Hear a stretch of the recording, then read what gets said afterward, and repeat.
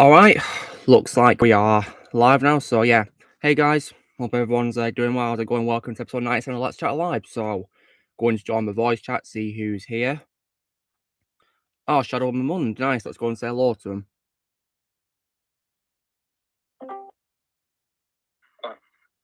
Hey guys. Hello. Hey guys, how's it going? I'm pretty good. Good. Mamund, I'm surprised you were here. You're here right now because Blaze said that you were only able to come to the after party. Oh, he's on mute. Oh, yeah, again. Yeah, and Shadow, if you're wondering why I've got my Batman figure on display here with stream, it's because this stream is dedicated to Kevin Conroy. Yeah. Yeah. So, And, I still can't believe he passed away. me neither. My favorite Batman of all time, yeah. It came out of nowhere. Ah, Ozzy's here. Yeah, Ozzy. Yeah. Hope you're having a lovely birthday, Ozzy.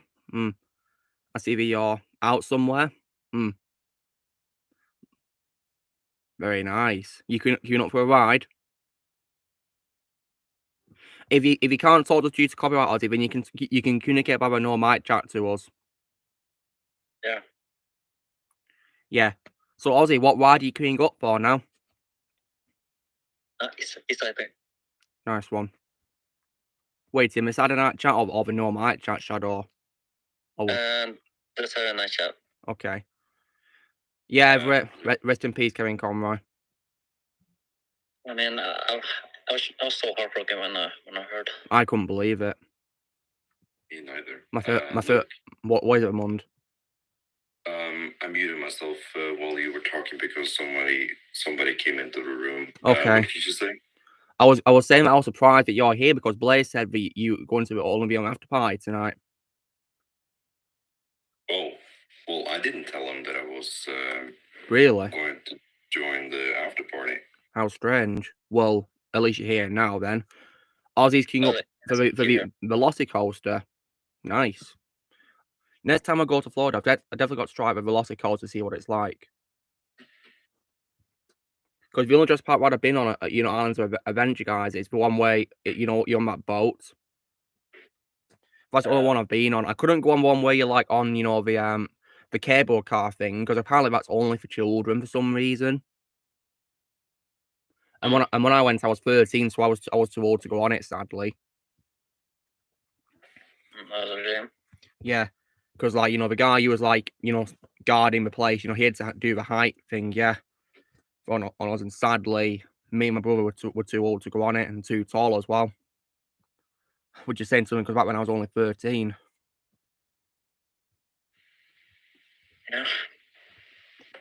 So if you guys wondering why I got my Batman figure here, it's because this stream is dedicated to Kevin Conroy.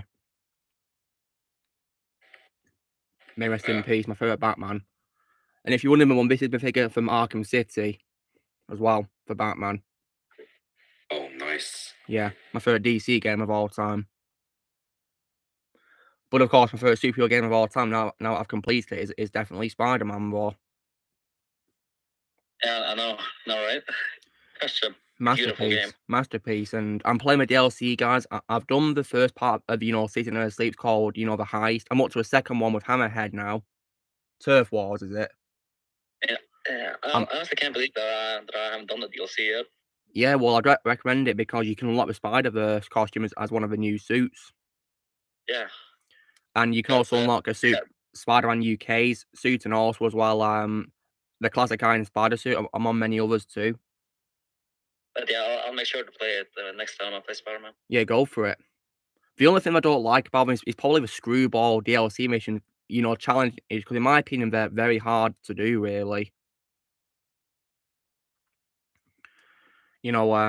I think the stealth ones in particular were a hassle because it took me loads and loads of retries to do, and I rage quitted sometimes. And I find the character Screwball very annoying. I mean, I don't know if she's actually a Spider-Man character or not, or crazy for a game. I have no idea, but she annoys me.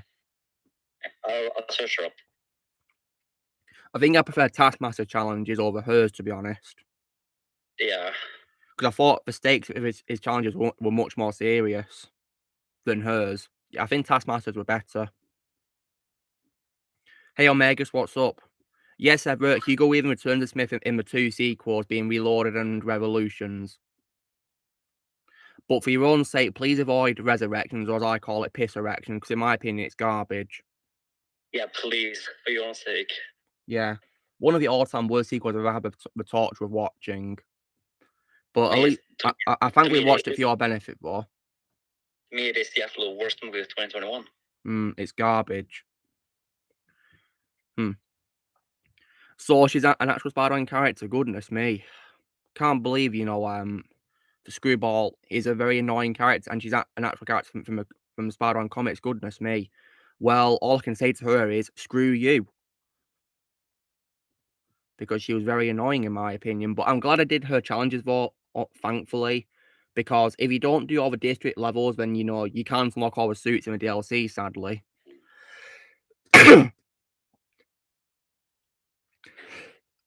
Excuse me. Bless you. Bless you. Yeah, I've been coughing quite a lot these days, guys. It's been very annoying. What's also worse is I can't laugh either. Same here. I've been coughing and been snoring and stuff like that. Sore throat Yeah, and everything. I mean, I can laugh if I want to, guys, but I don't want to, because if I laugh, I'm going to just cough violently, and I hate coughing.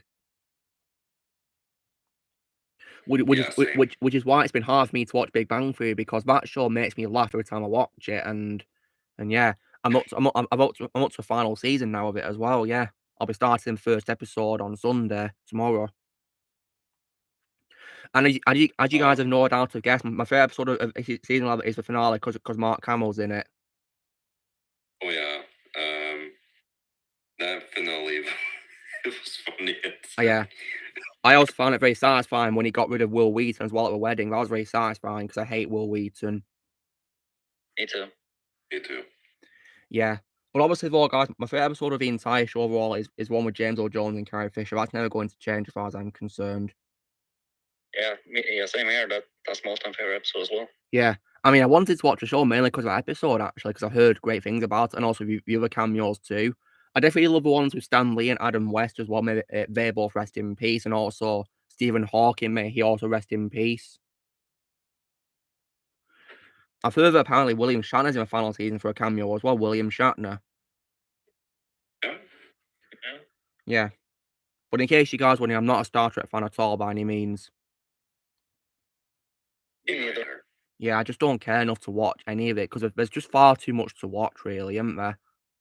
And I don't want that hassle. And plus, it's not as memorable as Star Wars. Yeah, exactly. Because I have watched Into Darkness, guys, and I didn't understand a single part of it because I'm not a Star Trek fan. I mean, the acting in it was good. It's when you choose it Benedict Cumberbatch as an actor, but, still, it just wasn't really that memorable, really. I thought it was forgettable, to be honest. And also, you'll also be happy to know that I'm not ever going to watch the 2017 Spider-Man show anytime soon because it does look rubbish, in my opinion. I mean, I've been checking out clips of it to get, the voice clips for my voice comparisons for Marvel characters, and judging by the clips alone, it does look terrible, in my opinion. Yeah. I mean, what I especially hate was how he designed the Avengers in the series. They ruined them. Yeah, look how they massacred my boy. Yeah. And I think some of the voice actors were also miscast as well in the series.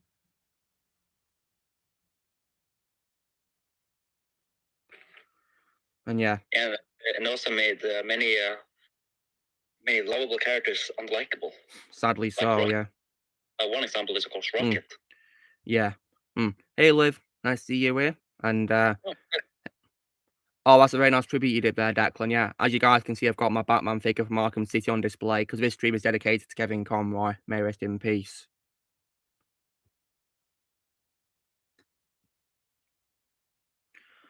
And so yeah, in my opinion, the last good Spider-Man show was Spectacular Spider-Man. Because I don't really like Ultimate Spider-Man either that much, to be honest, apart from maybe a few good things about it. Yeah, like J.K. Simmons. Of course, yeah, and I think Stan Lee, doesn't he have a cameo on the show as well? I think so. Yeah. Well, yeah, that's another great thing, automatically a great thing about it, because Stan Lee's amazing. Legend. And he always will be. Yeah, rest in peace. Oh yeah, can you guys believe that today's the anniversary of the day that he died? Oh yeah, it is. Yeah, because now it's what, 4 years, isn't it? Goodness me, how time flies. I mean, I still remember when I was sat at my desk, you know, doing some college work, and I got the news on Sky that he died. I couldn't believe it. I was heartbroken. Oh, Blaze is here. Hey, what's up, Blaze?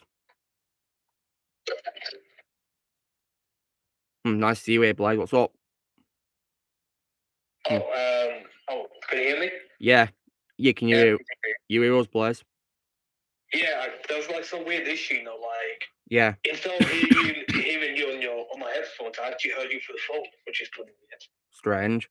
Yeah, it's no problem, Alexander. Yeah, you feel free to talk in the live chat if you want to. Go for it. Hey, Noxwave, what's up? And Darth Prime. If you guys are joining, and you can see I've got my Batman figure on display. It's because this stream is dedicated to Kevin Conroy.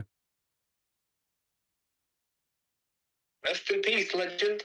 Yeah, I was so heartbroken when I found out. Yeah, rest in peace. I thought this day would never come, but it has.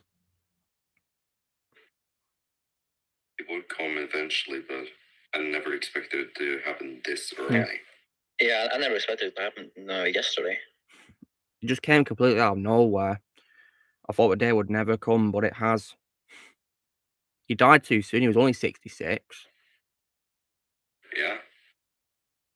And it's not fair either, especially because, you know, this coming bit later this month, at the end of the month, he would have been 67 on the 30th. So, like, poor Kevin. I'm making Chinese noodles right now. Very nice, Blaze. Hope you enjoy them. Well, instant noodles, if you're asking. Well, that's nice.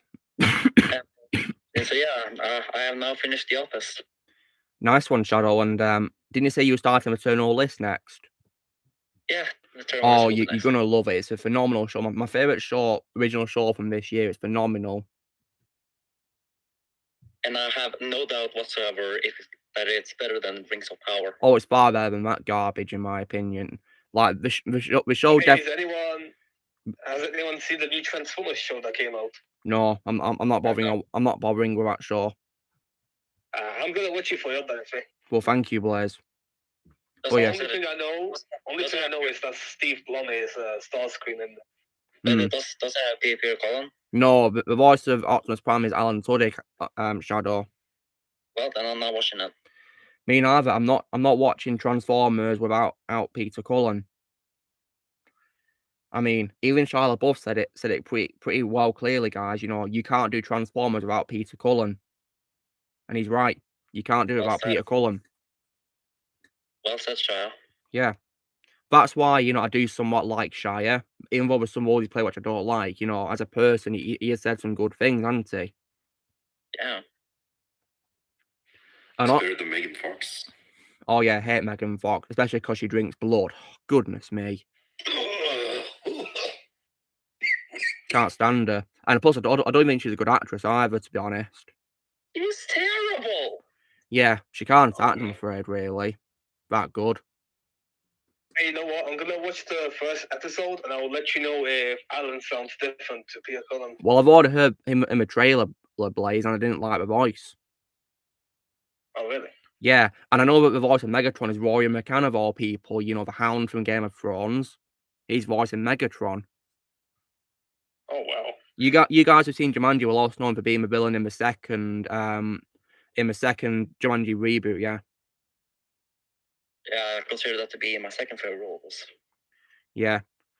After The Hound, of course. Hole is really good. Yeah, the movie Hole. Yeah. I haven't seen that yet.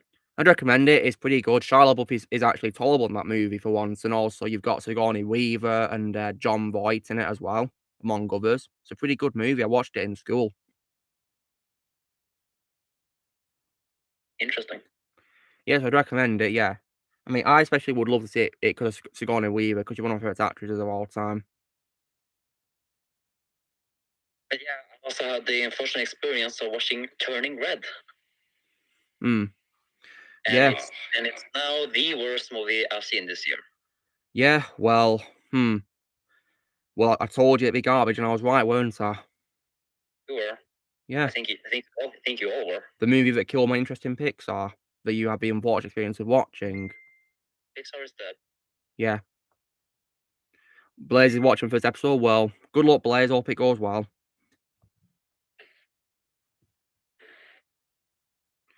Okay. Yeah, you're right, Declan. Turning Red was pure cringe, and it's what killed my interest in Pixar. Pixar is dead. Thank you, Blaze. Let us know how the episode is. Well, Ozzy, I'm glad you won my Turning Red round. Yeah. Yeah, your rant was pretty funny, Shadow. I had a good laugh reading some of your comments. And earlier this week, guys, as you probably saw on my server, you know, I unboxed my figure of Ghostface from NECA.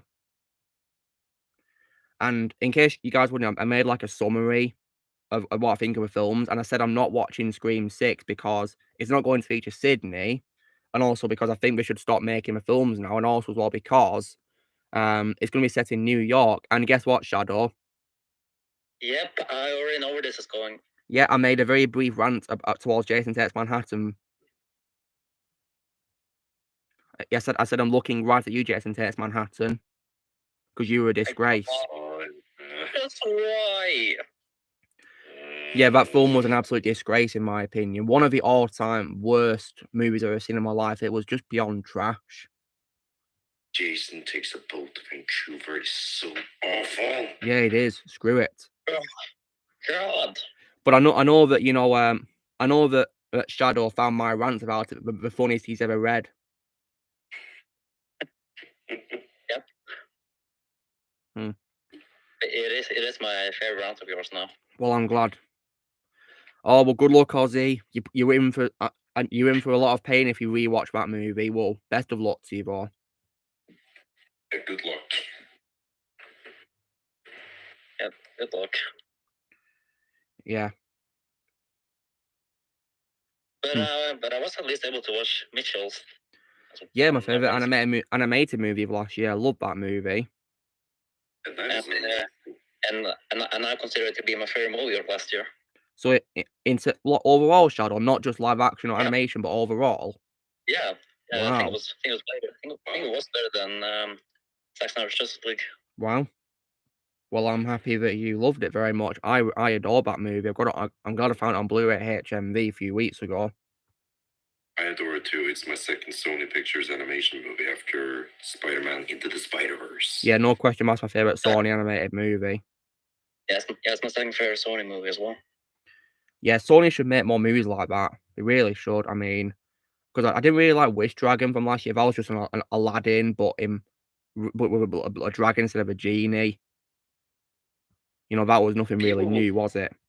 Vivo was also Vivo was decent in my opinion. Vivo, but not really, you know, as good as Mitchell's, to be honest. Still haven't seen Vivo. Well, if you want to watch it, Shadow, like Mitchell's, it's a Netflix exclusive for you. I know. So if you want to watch it, it's easy for you. The same thing applies to Wish Dragon as well, even though it's just an Aladdin knockoff. So that's what you should be in for. So yeah, Sony should, you know, do more films like Mitchell's, you know, follow in the footsteps of it. So I'm looking at the sequel to Spider-Verse, please. It better be good. Please just release it already.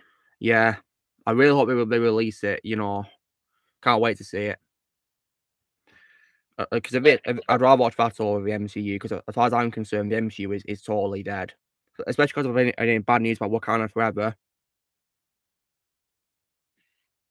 Yep. I refuse to watch that garbage. Yeah, they shouldn't have made it in the first place because the actor plays Black Panther is no longer with us, so they shouldn't have made it in the damn first place. Honestly, the MCU know nothing about movies at all. And also, guys, I watched Tara Magnus's review as well for it, and you know he was honest in it, and he revealed as well things that I was not surprised at. For example, he said that Ironheart was a very annoying character in the movie, and I'm not surprised because I don't even like that character anyway at all overall. Can't stand Ironheart. I hate Ironheart. There's only one person that can take up the mantle of an Iron character, and that's only Tony Stark, as far as I'm concerned. Tony Stark. Yes. Only Tony. Yeah, like don't you dare rival him. Don't you dare. Because you and yeah. and to And me, also Shadow, do you I- know? And also Shadow, do you know how they kill off T'Challa in the movie? oh, A disease. what? Yeah, they literally kill him from a disease which apparently is curable, but they can't get the ingredients for it. So like, that's just pathetic and disrespectful. Like, for God's sake, right? They should take notes from Fast and Furious 7 because that movie perfectly sends off Paul Walker's character after Paul Walker tragically died. You should take notes from it. So yeah, as far as I'm concerned, the MCU is dead. And anything that's come out after No Way Home is just a walking corpse, as far as I'm concerned. So you're telling me that Wakanda, a very advanced city, does not have the ingredients to or a vaccine to a curable disease for your king? Yeah, that's how dumb it is. And also, do you want to know what else happens? Shadow, do you want to hear another spoiler? What? You know Ramonda, Angela Bassett's character? Yeah. She dies. Oh, dang it. Yeah, so that made me even more angry because that's making Endgame even more pointless now. So yeah, bravo, idiots. Bravo! Bravo! Hmm. Disney, you officially killed the MCU. Mm. Congratulations. Yeah. That's why I'm glad that I stopped watching after No Way Home. So yeah. Screw the MCU all the way.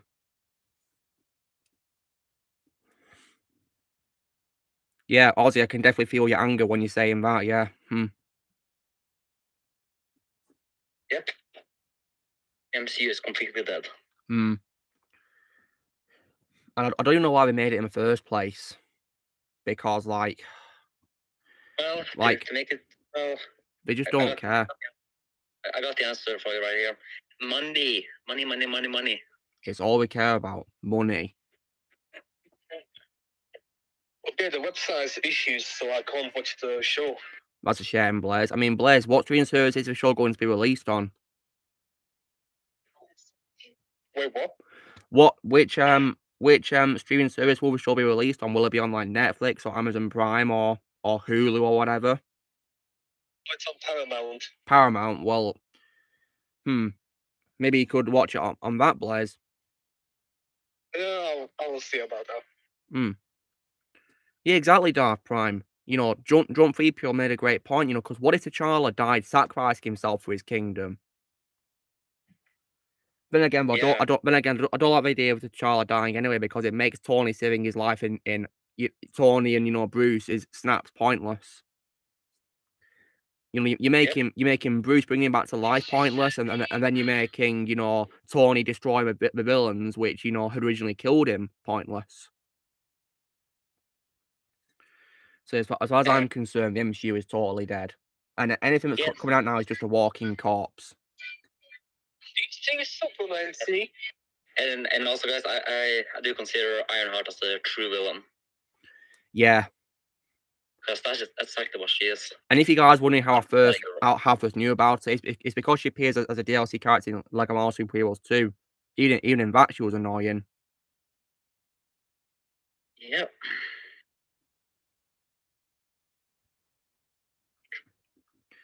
So yeah, like I don't see the point of Ironheart at all. Doesn't need to exist at all in the comics or anything in general. No one should try to take up the mantle of Iron at all. No, there's only one to me. That's Tony Stark. You can just call her Iron Victim. Yeah, Iron Victim. Good one. I've only watched the first 2 seasons of The Boys. I tried to watch it series 3, but I stopped towards the end because of a very disgusting episode that made me shut off my TV. So I instead watched Better Call Saul's final season instead of that. The Boys. Hated The Boys. His 3rd season. It was garbage in my opinion. Are we talking about The Boys? Yeah, we are, Blaze. Series 3 to be specific, and why I stopped watching it. Oh yeah, that horrible episode. Yeah, which made me switch it off, and then I went to watch Better Call Saul's final season instead. I was like, F this show. Literally, if you're gonna watch that episode, just skip to the ending. That's like the best part about it. Yeah, I suppose I could one day, Blaze, but you know, I'm not going to watch a show, and I'm not watching any more of it. So yes, as far as I'm concerned, my boys is also dead too. And I've already filled in the people here on why the episode's disgusting, and they don't want to watch either, do you guys? I'll just give it a chance. Well, you're wasting your time, Shadow. But good luck. Well, I watched the first episode of Rings of Power. Yeah, and that was also a waste of time, wasn't it, in the end? Because you hated that, didn't you? Yeah. Hmm. Hey, Shadow, the boys episodes are like 1 hour each. Hmm. So, now that you guys are here, might show you guys what I got on DVD. Oh yeah.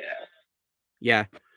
Not 'cause I've not played anything, you know, Gears of War, I'm afraid, so I'm not familiar with that franchise, but I might get it one day. Yeah, Declan, I'm not interested in Dharma, to be honest, really. Doesn't look like my thing, really. Are we talking about Gears of War? Yeah, Blaze, apparently there's going to be an animated series about it and a movie too of it. I really hope John DiMaggio reprises this role. Well, it's an animated series, so hopefully he could. Yeah. Yeah. So kicking off what I got on, you know, DVD this week and, you know, gifts or whatever. Hello, Ben 10 Furious, what's up? I was able to get 2 Tim Burton films off Amazon, guys, so far. The other one I'm expecting as a steelbook, and it's being shipped from Australia to here, so it's going to take some time to get here. And don't worry, guys, Australia has the same DD region as me, you know, region 2. That's good. Yeah. Because, you know, one pain I have with, you know, getting DVDs from across the world is they have, you know, different regions, sadly, so yeah. Thankfully, however, there's some which are suitable to watch in all 3 regions. For example, my Spider-Man Raimi trilogy box set on Blu-ray is region 3, which is pretty handy. So the first one that I got, guys, was for this is actually the only Tim Burton film that I've seen in theaters, guys, as a matter of fact. Right. Yeah. And can you guys guess what it is? Is it? Okay, let me. Oh man, this is a hard one. Okay. Could it be Alice in Wonderland remake? No, no, it's not. It's not Alice. No. Wow. Okay. Keep guessing, guys. Oh man, I give up. Well, I'll give you guys a clue. It's in the 2010s decade, okay? So you were quite close to it. Oh, 2010. Okay. What other movies did he release in 2010?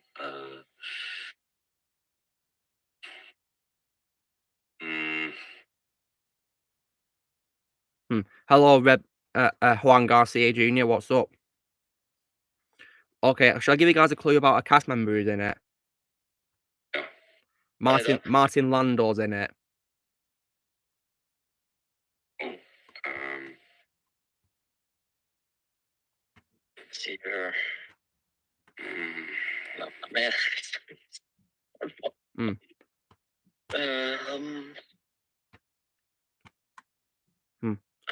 I have no idea. Yeah, Ozzy gets correctly. It's Frankenweenie. Frankenweenie, okay. Yeah, I think it's one of his underrated films because I think it's pretty good. But obviously, when it comes to, like, you know, his stop motion films he's directed, I prefer Corpse Bride. Yeah, I've heard that. I heard of that movie, but yeah, it's pretty good. I saw a lot of commercials as a kid on the TV, but I never heard to watch it. Well, I'd recommend it if you love Tim Burton's films, and if you love Corpse Bride, you might love this one too. Oh yeah, and because Tim Burton, I also managed to watch Sweeney Todd. Yeah, and you loved it, didn't you, Shadow? Yeah, I give it a 10 out of 10. Yeah, amazing, great movie. Yeah, got that on Blu-ray too on my Tim Burton pile, and so the second one I got, guys, this is actually one of my favorite Tim Burton movies, and I'll give you guys a clue. Johnny Depp's in it. Oh, that could be. Is it Edward Scissorhands? Yeah, it is. Well guessed, Shadow. Yes. And Ozzy too says Edward. I assume you mean Edward Scissorhands, Ozzy. Yeah, this is definitely one of his best films, in my opinion, guys. I loved Edward Scissorhands. Me too. Yeah, it was really good. Yeah, great movie. So I then as well went to Kex, guys. Yesterday, of course, on Friday, and I got some various things when I was there. So, for example, one of them was for an Xbox One game, which I've been recommending to get from Blaze. He's recommended this to me. And this is actually a sequel to a game I've got to get backwards compatibility on Xbox One. And this, of course, is a game called Mirror's Edge Catalyst, which I've heard it's like a very good parkour game. And yeah, look at that. There's a big city you can explore too. See that? Wow. I have that game. And Blaze, would you recommend it? Blaze? Oh yeah, yeah, I would. That's why I got it. Yeah. Then, guys, I got a sci-fi action film, which is kind of like Groundhog Day, but with science fiction in it, basically. And this film stars Tom Cruise and Emily Blunt. Can you guess what it is? Edge of Tomorrow. Yeah, well done. Live, Die, Repeat. Edge of Tomorrow. Yeah. I mean, that was literally the only movie I could think of when you mentioned Tom Cruise and Emily Blunt. Yeah, you thought correctly. Yeah. Yeah, that's right, Declan. Edward Scissorhands was sadly the final theatrical live-action role of Vincent Price, yeah. Which was very sad, yeah. Rest in peace, Vincent. Then, guys, I've then got a Blu-ray collection for... Now, I've been getting, the first 3 seasons of this show so far, but I'm thinking I want to get, more and more. And I came across this one, where it's basically, the first 5 seasons of this show. And now I can now sell the other 3 that I previously had now that I have them in this box set. And I'll give you guys, I'll show what it is now, and I'll sing the theme tune of the show, yeah? Alright, I know you're happy about this. I've still got to get the next 3 seasons involved to complete it, so here we go. 3, 2, 1. Dun, dun, dun, dun, dun, dun, dun, dun, dun, dun, dun. Yeah. The first 5 seasons of the Clone Wars, guys, on Blu-ray. Yes. You guys are happy, aren't you? So I've already shown seasons 1 to 3 already here. So here's the Blu-ray Series 4, guys. It's got Darth Maul on it, and then Series 5 is Obi-Wan with his Mandalorian armor. Yeah. That is just brilliant. Yeah, so pretty cool, yeah. I got these. That is the peach syrup. Yeah. Peach syrup. Yeah, watch it, Looking Nerd. It's a very good movie, Edge of Tomorrow. Underrated, in my opinion. And then lastly, from Kets, guys, I got a steelbook. Now, it's a shame that Daniel Skinner's not here because I got his favourite movie from last year as a steelbook. Can you guys remember what his favourite movie is from last year? Wasn't it Dune? Yeah, you're right. It's Dune as a steelbook, guys. Yeah, Dune. Ooh. Yeah, see? So front cover shows the characters walking through the sands of, Arrakis, and yeah, got the Dune logo there, and on the back, looks like a sandstorm, I think it is. Yeah, sandstorm. Yeah. Fantastic movie. So now, guys, I have 3 Denis Villeneuve films as steelbooks, being, this and also Sicario and Blade Runner 2049 as steelbooks, which is pretty cool. So that is what I got from there. Then, guys, I then went to Manchester today to do some shopping. So let's get out some stuff I got from there first, so I can show you. Here we are. Okay, so first of all, I went to the Manchester version of Kex, and I was able to get some Blu-rays while I was there. One of them is for an upgrade for one of my favorite Christmas movies of all time. One that I can't stop laughing at throughout the whole thing. It's just a timeless classic, in my opinion. Can you guys guess what it is?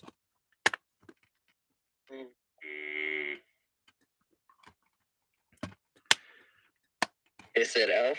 Yeah, it is. Well guessed. There's Elf. Yeah, upgraded to Blu-ray, guys. Yeah, This just never gets old. It's just so funny. Like when I watch it for the first time, I just laugh my head off at the whole thing. Yeah, Jon Favreau really can direct comedy films. Oh yeah. Then, guys, I picked up what is probably my favorite, like biopic about a musician. And can you guys guess what that is? It's either Rocket Man or Elvis. Well, I've already got Elvis. Okay, then I guess Rocket Man. Yeah, it is. It's Rocket Man. Yeah, this is just how you do a musician biopic, guys. And I love Taron Egerton as Elton John.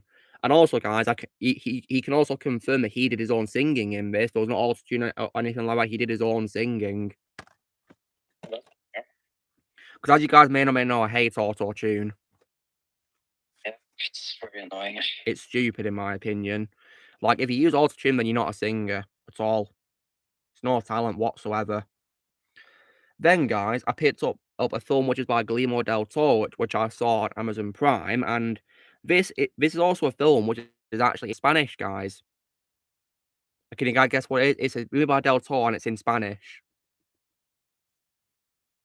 And also, guys, it's also graphic as well, in case you're wondering. Pan's Labyrinth? Yeah, well done. Pan's Labyrinth. I need to watch that movie. Yeah, please do. It's very good, but in my opinion, and as expected from a Del Toro film, it is graphic. I'm okay with that. Yeah. They've already played more on live action in Solo, Sam Witwer and Ray Park. They've already played more before in a live action appearance.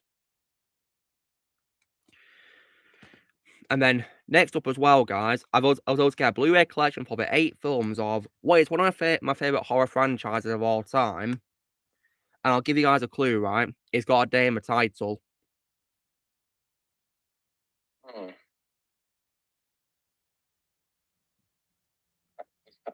I have no idea. You have no idea, Shadow. It's Friday the 13th. Yeah, and also, Shadow, as you may guess, this film includes, like 8 movies. So, on your behalf, Shadow, I'm going to do this to part 8, Jason Takes Manhattan for you, yeah? You watching? Yep. Yeah. Yeah. Yeah, that's what you get because you were a disgrace. Yeah. Jason Takes Manhattan, you're a disgrace. Yes, you are.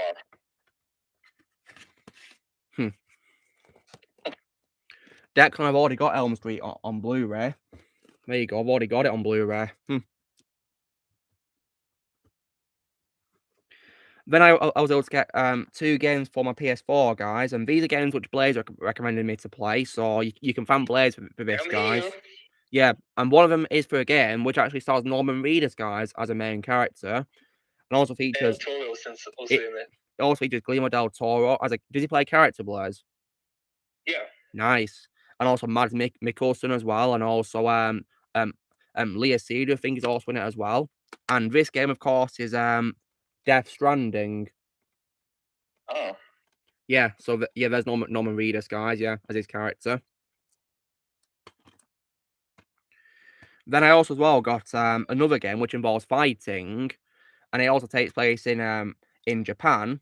And Blaze recommended this game to me, which of course is Yakuza 0. Oh.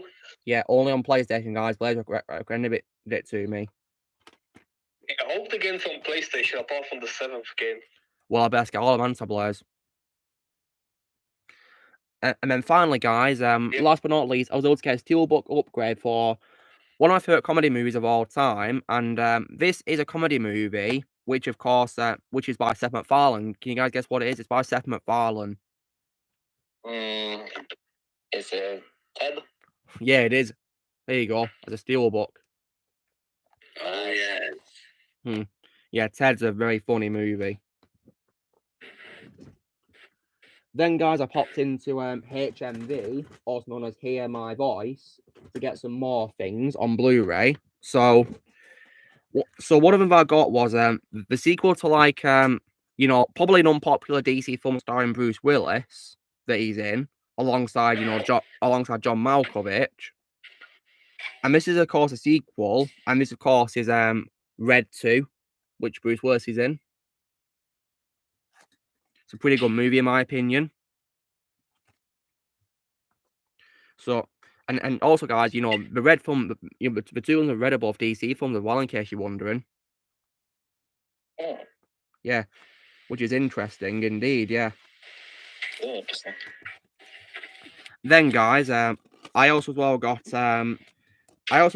a Steven Spielberg movie, which in my opinion is underrated, and this is also a film which introduced Christian Bale, because yeah, in this film, guys, he was a kid when he played his character in this movie. And it also stars John Malkovich as well. And this movie is Empire of the Sun.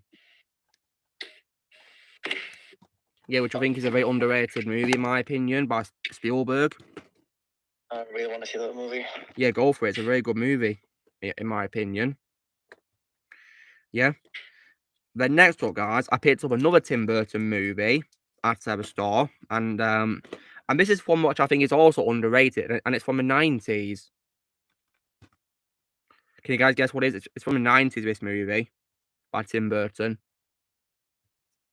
90s. Yeah, take a good guess, guys. Batman Returns. No, it's not Batman Returns. I've already got that, Ramond, in a collection. Okay. Let's see what other movies.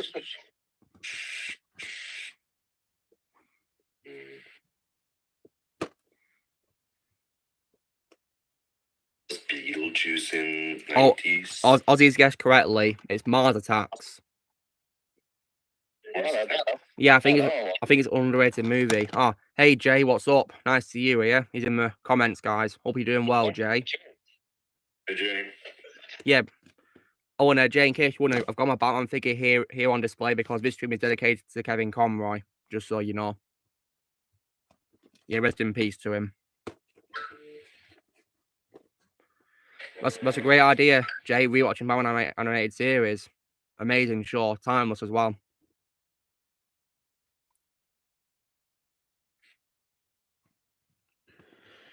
Yeah. So yeah, hope you're doing well, Jay, of course. And yeah, in honor of Kevin Conroy. Yeah. Because this figure of him, as you can see, is from Arkham City, my favorite DC game of all time. And yeah, I got it on display here out of respect to Kevin Conroy.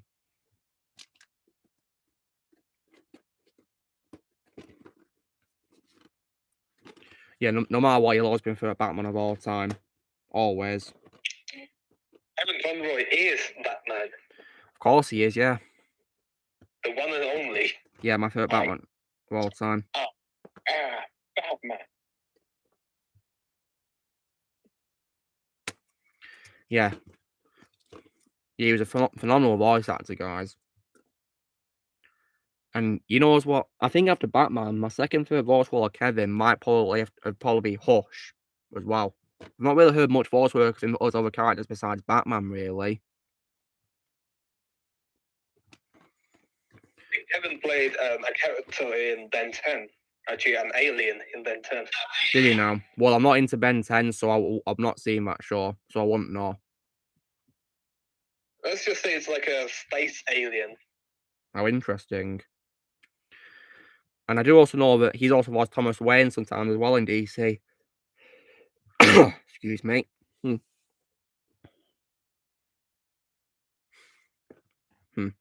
But yeah, Kevin is you know, he's a legend, yeah, an icon. And it will never be forgotten, I mean, because his voice as Batman's been immortalised into all these amazing projects he's done, hasn't he? And he won't be forgotten. Ever. Forever. It's been the best Batman games ever made. Yeah, indeed. You know, 3 of the Arkham games he was in, and they were like, you know, among the greatest superhero games ever. I've already said that Arkham City is my favourite DC game of all time, and the Injustice games he was also in too.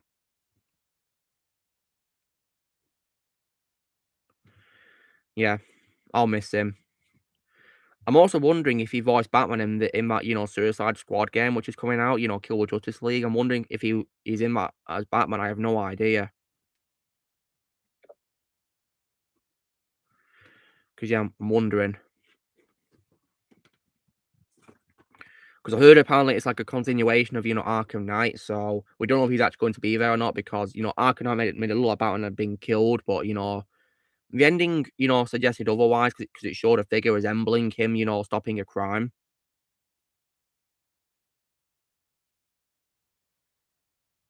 But who knows?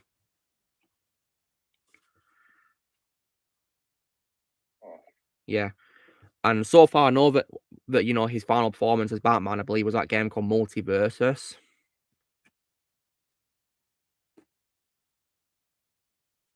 So yeah. But yeah, rest in peace, Kevin. Yeah, he will be missed dearly by all of us here, yeah. So as well as what I got from those three that I got, I also got I also thought I would upgrade my favorite movie by the Coen Brothers, guys. Oh. Do you know what that is, guys? Which I upgraded?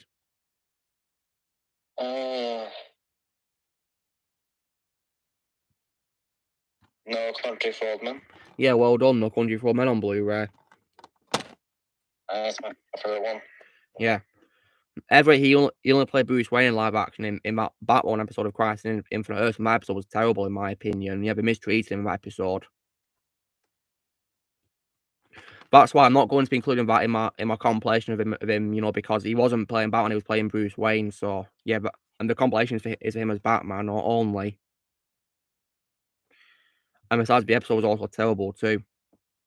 So I'm not going to be including it, especially because he wasn't even playing Batman at all in that episode. He was just playing Bruce Wayne.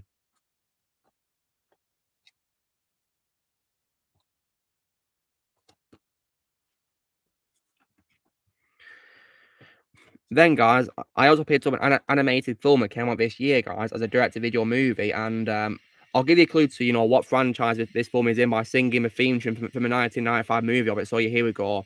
Dun dun dun dun dun dun dun dun dun dun dun dun. Oh. Dun, dun, dun, dun. Yeah. Aussie guess. Yeah. I was also get the new film of Mortal Kombat, which of course is Mortal Kombat Legends, Snowblind. A really good one.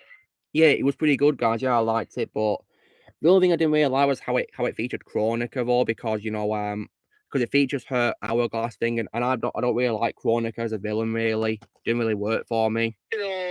Speaking of Mortal Kombat, the new Redub is coming out today. How exciting! Is it all scheduled, Blaze? Yeah, it's going out 10 p.m. In 13 minutes for you, isn't it? Actually, 20 minutes. Yeah, pretty much. Yeah, because didn't you say it's scheduled for 10 p.m. Because if so, then that'll be 13 minutes to go. Yeah. And then, guys, last out of the movies that I got, this is also a film that came out this year, and I'll give you guys a clue. Yeah, by of course, I'll be saying this is an example of a sequel which, in my opinion, was amazing and better than the original.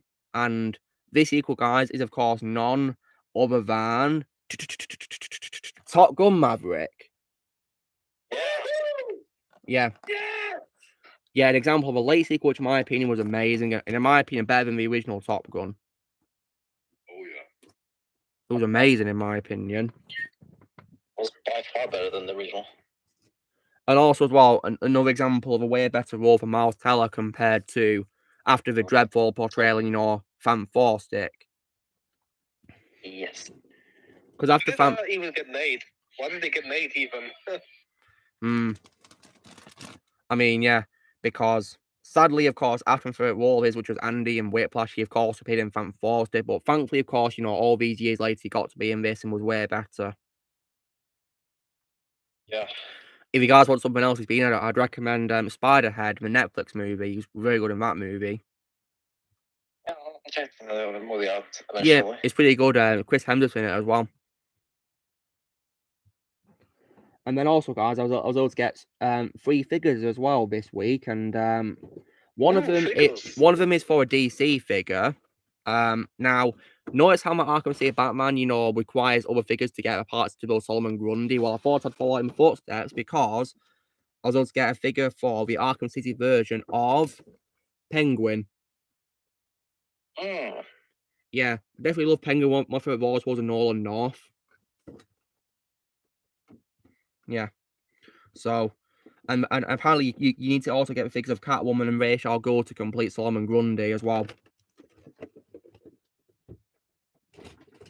Then next up, guys, I also got a NECA figure for one of my favorite horror movie villains. This is actually the second, you know, like version of this character that I have. Where's it gone now? Here it is. Here it is. And this figure, guys, is from probably my favorite crossover involving two villains fighting. Can you guys guess what it is? Two villains fighting. I was get a second version of this figure. Oh, Freddy versus Jason. Yeah, but which of the two did I get? Jason? Yeah, you're right. It's Jason, guys, from Freddy vs. Jason. So, yeah, here it is. The box shows Jason's himself. Open it up, and yeah, here he is. So now I own both, you know, the crossover version of Jason and a remake version of Jason. The same figure, was he? Nice. Yeah, it's a really cool figure. And Blaze, isn't this also the figure that the MKX version of Jason's based on? Yeah, it's based on Freddy vs. Jason and the remake. Oh, wow. How interesting. And then, last up, guys, I was able to get another figure for another horror movie character. And this is a character who had lots of sequels, which I've not even seen yet. I've only seen the first movie so far, guys, of this character. And I'll give you a clue to who his character is, guys, by saying the quote. Okay, here we go. So the quote is, "The box you opened it, I came." Pinhead. Yeah, it is. Pinhead. It's Pinhead. The box, you opened it. I came. Yeah, there he is, guys. You opened it. Here's Pinhead. I'll tear your soul apart. Yeah. It is a waste of good suffering. Mm-hmm. And Yep. that is the Brad Dwarf Pinhead. No, the Mondays played by Doug Bradley, not Brad Dourif. Oh, sorry. Doug. Sorry. Doug Bradley plays Pinhead, of course. Sorry, I said it wrong. But yeah, so that's what I got this week, guys. And yeah, it's been pretty fun. I'm thankful they didn't make the figures of the other two guys to play Pinhead. Well, thankfully, yeah, because thankfully HMV saw the Doug Bradley version. Yeah. Unfortunately, I have to look at that terrible Pinhead from the 9th movie tomorrow.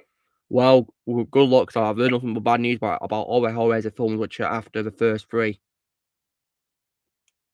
Yeah. On a more positive, especially those that want to direct to DVD sequels. Yeah, that's already a warning sign, isn't it? Yeah. I'm just glad that I stopped after the fourth one. Yeah. Yeah, that's probably a good thing to do, Shadow, based on the bad news you've heard, isn't it? Yeah. And today was also fun, guys, because earlier I also unboxed my figure of Spawn from Mortal Kombat 11's, you know, DLC. Spawn. Ooh. He's my favorite role of Keith David as well, guys. You know, Keith David. Yeah. Probably, and one of my favorite anti-heroes of all time as well, Keith David. Yeah, please. So, which is the worst Hellraiser movie in your opinion so far? Well, the best one is obviously the first one, and the worst one is so far the 6th movie, Hellseeker. Yeah, the one that killed my interest. Yeah, to be honest, guys, I'm not really sure if I want to watch the rest of this franchise, really. I might just watch the first two sequels and probably stop. Yeah, that's probably the fourth one is a good finale. Yeah, that's probably the right move, Luke. But the next franchise I'll be watching, you know, in terms of horror, guys, will be for another franchise, which I've been long wanting to check out, which, of course, is The Exorcist. Oh, you definitely love the first one. Is that the one with the nun? Is that the one with the nun? I think so, yeah. You know, Max von Sydow's in the films, yeah, as I've heard. Yeah, I think I've loved the first movie. The second one, not so much. I've heard that apparently the second one is regarded as the worst horror sequel ever made. Oh wait! The nun is in The Conjuring. Oh, I got it wrong. Okay. Yeah, The Yeah, I Conjuring. haven't seen Exorcist. Yeah, The Conjuring is another great horror franchise, which I highly recommend. Okay. And also, Luke, Mm. Conjuring 2 is my favorite movie from James Wan. That's cool.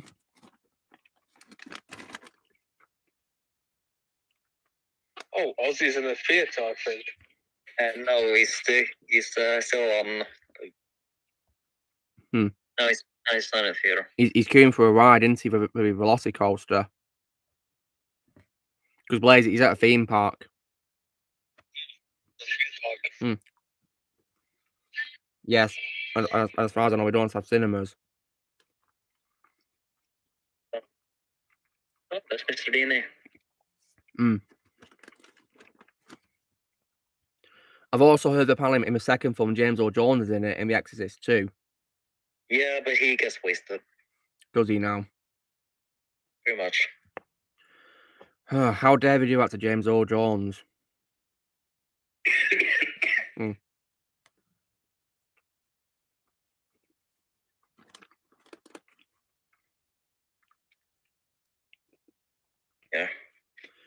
Yeah. I mean, and also the movie is also very boring. I imagine so, because I've heard nothing but bad news about it. But I have not seen Exorcist 3 yet. Was this because the second one killed your interest, Shadow? Not really. I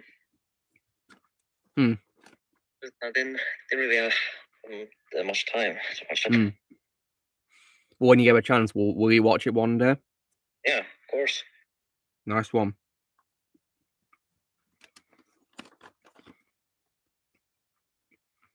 And the fact that Declan thinks it's best one, it definitely puts a line. Definitely makes me more interested.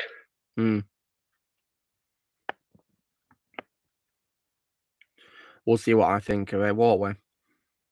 Yeah.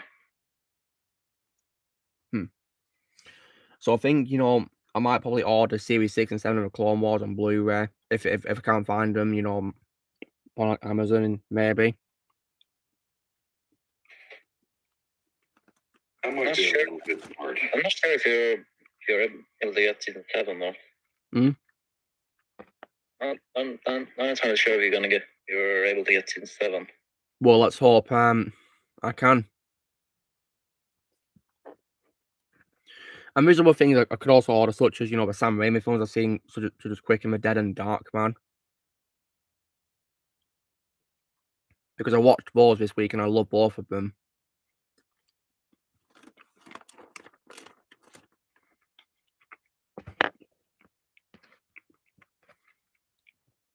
Like, Quick and the Dead was easily just everything I wanted in a Wild West movie. Well, sure to check it out. Yeah, it was on Netflix for me, Shadow. It might be on Netflix for you. See here. What you call it again? The Quick and the Dead. Quick and the Dead.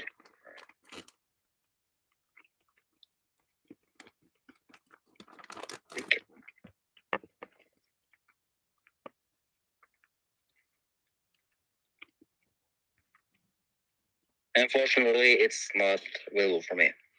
Oh dear. I mean, if it's happening Sam Raimi, it could probably show up. Sometimes Netflix does that. Sometimes it doesn't include certain things. It can be stupid. But if it's happening Sam Raimi, you might come across some things that you've done but you've not seen yet, Shadow. Maybe. Yeah. Take another look.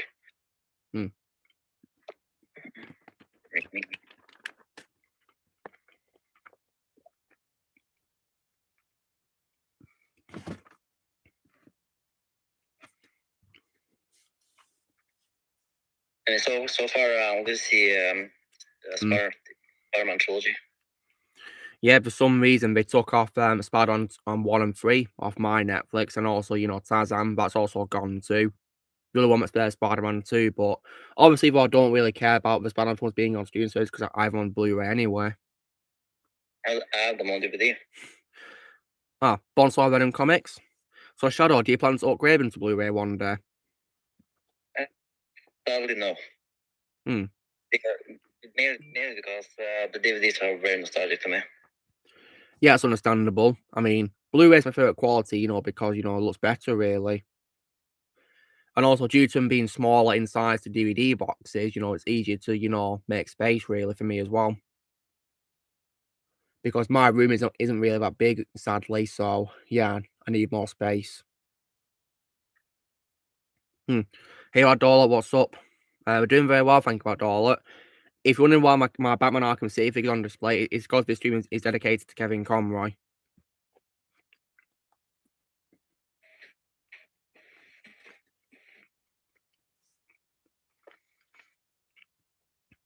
Oh, yeah, Ozzy, going to love Evil Dead. Amazing horror franchise. In my opinion, none of the films are bad. My favorite House of Trilogy is the second one. That's my favorite horror movie sequel of all time, and also Ash Williams is also my favorite horror protagonist of all time as well.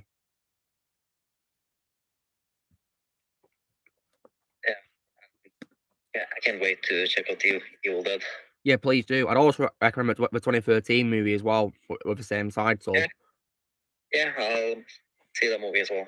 Yeah, and I wouldn't say it's a remake per se, really. Either I think I should just call it a reimagining, really. Yeah, I mean, it's literally just a sequel. Yeah, and you know why if you watch the credits. Yeah, and you've already told us as well. Yeah, there's probably some people here who want to know why Foreshadow, isn't there? Yeah. That's fine, Will. If you're busy, that's totally fine.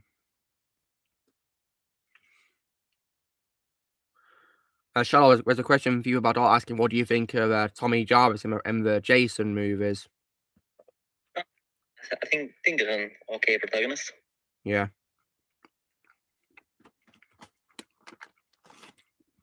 My favorite of those three are Tommy Jarvis 3.0 from Friday the 13th, Part 6, Jason Lives.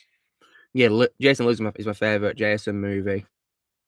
Second place is Tommy Jarvis from The Final Chapter, and last place is one from A New Beginning.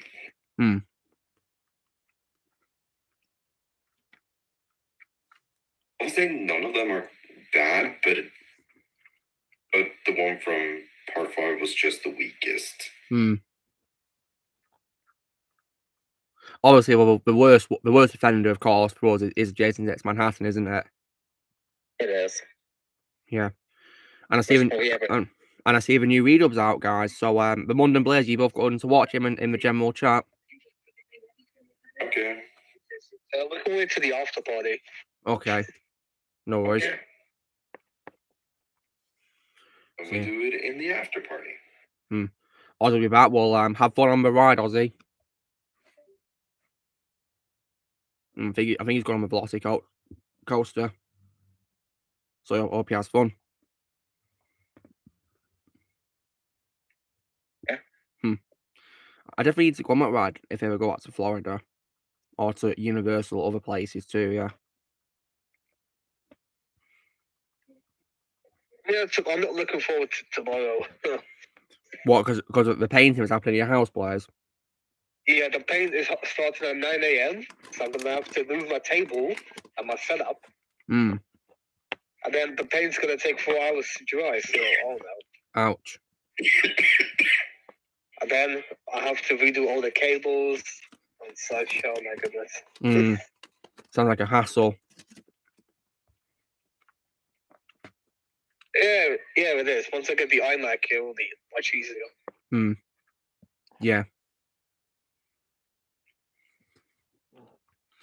But it was definitely fun to watch the Friday 13th movies, and yeah, so yeah, Exodus will be my next horror franchise I'll be checking out.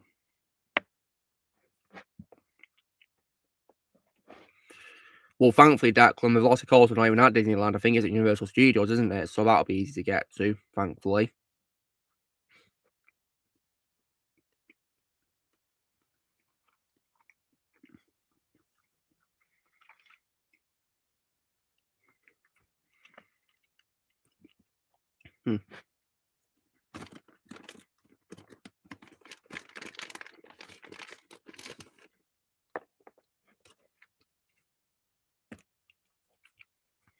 So the Monday, are you familiar with you know Spawn, the anti-hero?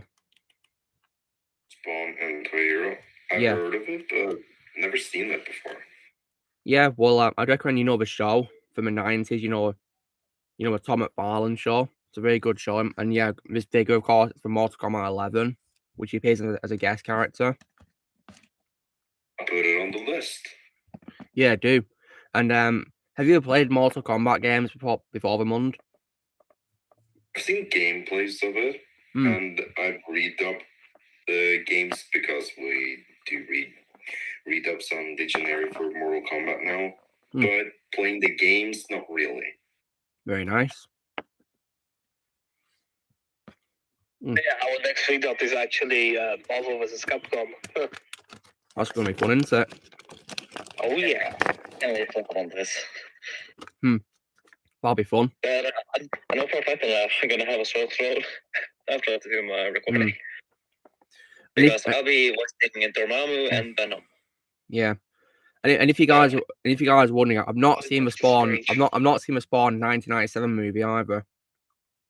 That's probably for the best because oh my god, that CGI is awful. Is that the one with Michael B. Jordan? It's Michael J. White. Michael J. White, Blaze. Oh, that one. I've seen that. Yeah, the CGI is weird. I imagine the CGI is horrendous. Oh yeah, do you want the file, Luke? Let me know. I will send it to you. Sure, yeah. Send it, man. And then, of course, you have John Leguizamo playing that clown. I forgot his name. Oh yeah, Violator. Violator, yeah. Even that CGI was garbage. I also as well know that the Devil is voiced by Frank Welker as well. Malaborgia. Yeah, that's one of the few good qualities. I imagine so, because Frank is a phenomenal voice actor. But one thing I definitely hated was that when he talked, his mouth didn't even move. Oh dear, not good. That's how bad the CGI was. Hey Rex, what's up?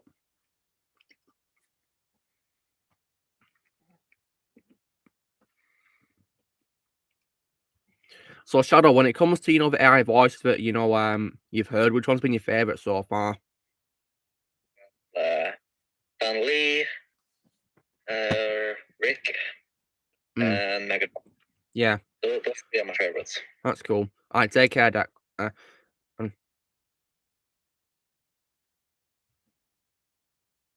Rick, as in Rick Sanchez from Rick and Morty. Yeah, I imagine so, because you love that show, don't you? Yeah. And would you say your favourite, voice message you've heard is Megatron ranting about Jason Takes Manhattan, Shadow? Oh, yes. Absolutely. Yeah, would you say it was very realistic as well? Yeah, I would say that. That's cool.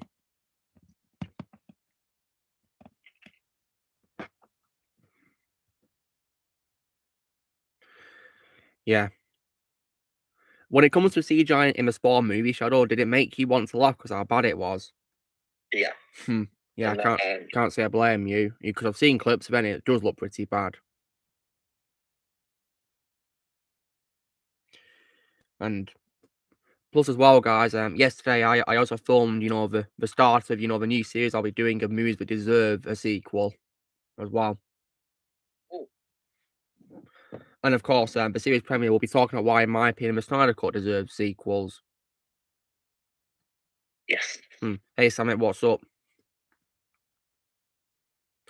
So I'll be, saying that because, I think the fact that, I think with James Gunn being, the core head of DC, hopefully could, start bringing hope to us all. And please recast as Flash and Mirror. Yeah, that's what I taught in the video, Shadow.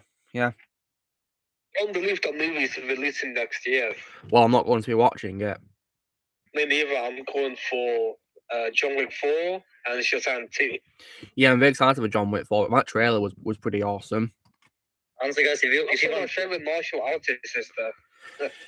yeah, guys, if you want to see a good Flash movie, watch Flashpoint Paradox. Yeah, that movie is awesome. Hey Luke, Pennywise is also in John Wick 4. Yeah, both guys got a saw in the trailer. Yeah, looks pretty interesting, really, doesn't it? Definitely very exciting, and yeah, I can't wait for it. Also, Donnie Yen's in there. Yeah, he is. Looks pretty exciting. And Hiroyuki Sanada and Clancy Brown are in it as well, as I saw him from the trailer. Hey Luke, we will be watching the Ip Man movies. Ip Man, I'll see if I can one day, boys. Donnie Yen movies. Yeah, I'll see if I can watch them. Yeah, Yeah, the first movie is my favorite, but the third one's the weakest. I see. So you don't think any of them are bad players, just weaker? Yeah. Okay. I'll see if I can watch them. Yeah, because I like Donnie Yen for, things he's been in, so I'm sure I might definitely, like these films too. Yeah, I think it might. Yeah. So you seen 12 Shadow? Yeah, I've at least seen the first one and the second. That's cool. I don't remember much, but I have to rewatch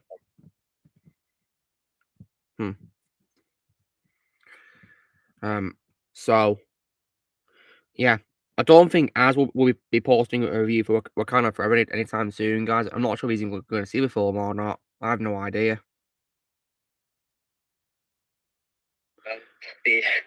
I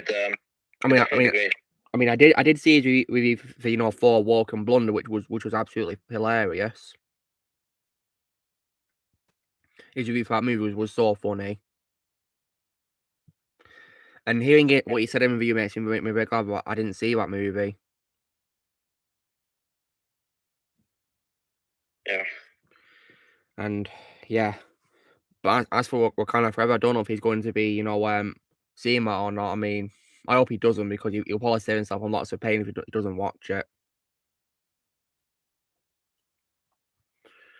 My favorite movie final battle was got to be, Spider-Man against Doc Ock in Spider-Man 2, because that's my favorite movie.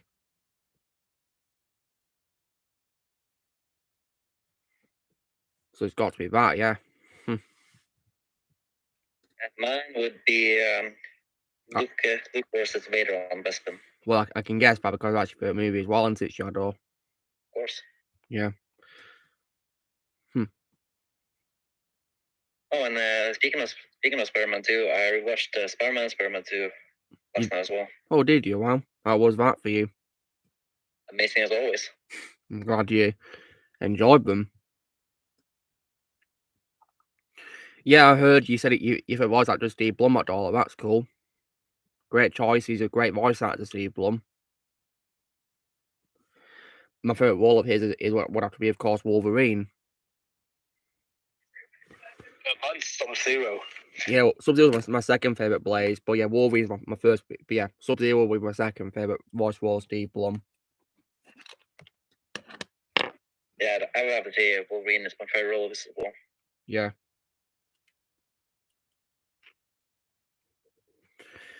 And as a third favorite, I'm not sure really. I mean, I love him in Star Wars Rebels as Zeb Aurelius, and also Starscream in several Transformers projects and whatever. Yeah, Zeb is my second favorite role of this. Yeah, because Zeb's probably my favorite member of the team in Rebels, as well. Yeah. And who else is he voiced by? I do love. I mean, he also voiced Bane. Yeah, he was good as Bane and things I've heard him in too, and in DC.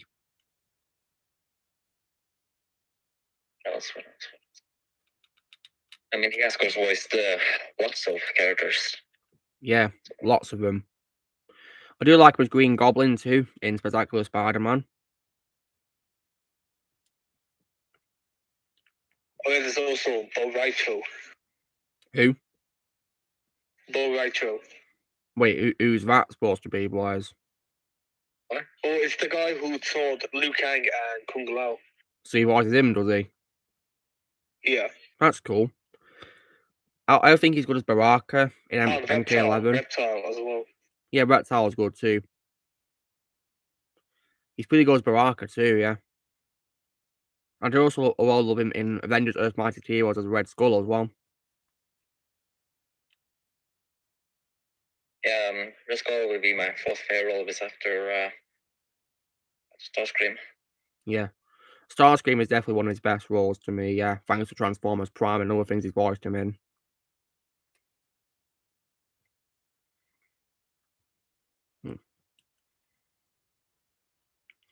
Oh, thank you guys for praising the read-ups. You're very kind about all that. Praising the read-ups. You're very kind. Speaking of voice, I hope you guys also enjoyed the new episode of Hound as well. Sadly, I haven't seen that yet. When you have time to, you can watch it, yeah. It'll be there for you. Of course. Nice one.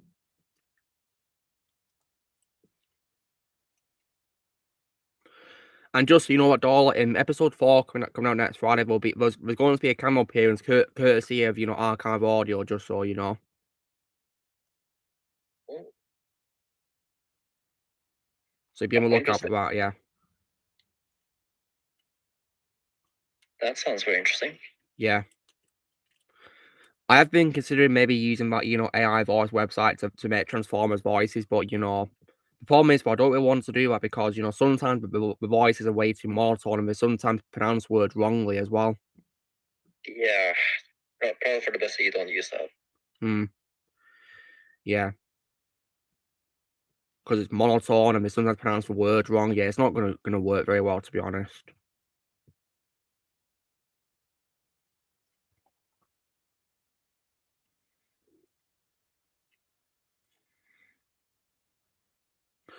Yeah.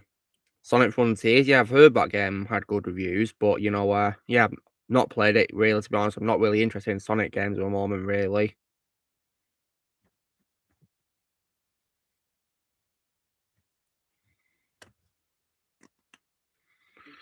Yeah. So Bardola is praising the similarity. Nice. That's cool. Hey Luke, if I didn't tell you if that was an MK11 versus Sector, could you tell it was me? I could have probably guessed it was the original voice because it sounded very identical. Oh yeah, Dave the Literal. Yeah, it sounded very identical where you did the voice with the effects. It was very close, Blaze. Oh yeah, did anyone notice Vermont voicing Shao Kahn? So he voiced him in his new dub, did he? Yeah. That's cool. Did you add effects to him? He also voiced. Wait, what? Did you add effects to his Shao Kahn voice? Yeah. That's cool.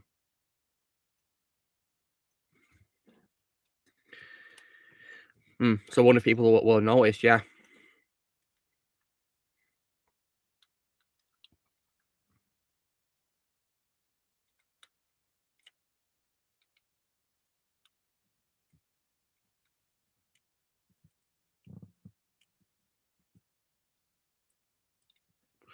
See, I'll see what I think of Frontiers one day. See if I can play it one day.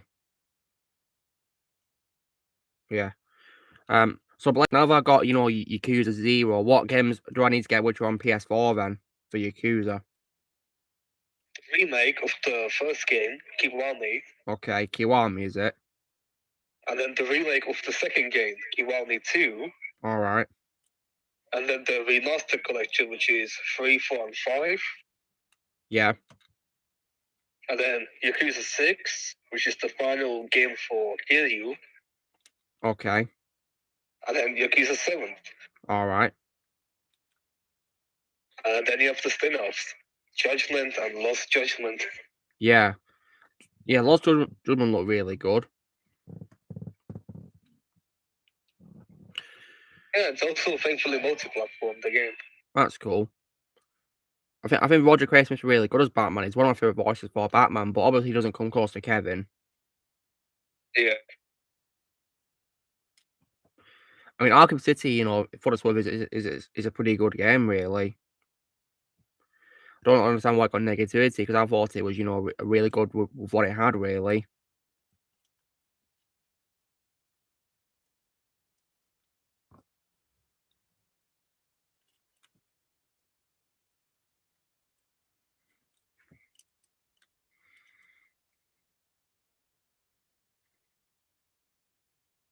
And of course, also managed to watch the other guys. Oh, you watched it, did you? I watched it this week. What, for the first time, or was it a rewatch? The first time. Oh, that's cool. Yeah, it's a solid 8 out of 10. Yeah, it's a funny movie, you know. Mark Wahlberg and Will Ferrell are both hilarious, and it has better characters, yeah.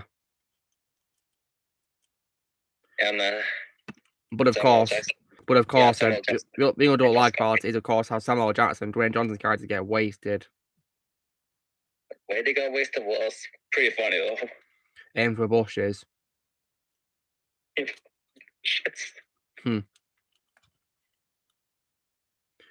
I mean, they shouldn't have, you know, jumped like that because, you know, obviously we got killed, didn't they? They just ran back down.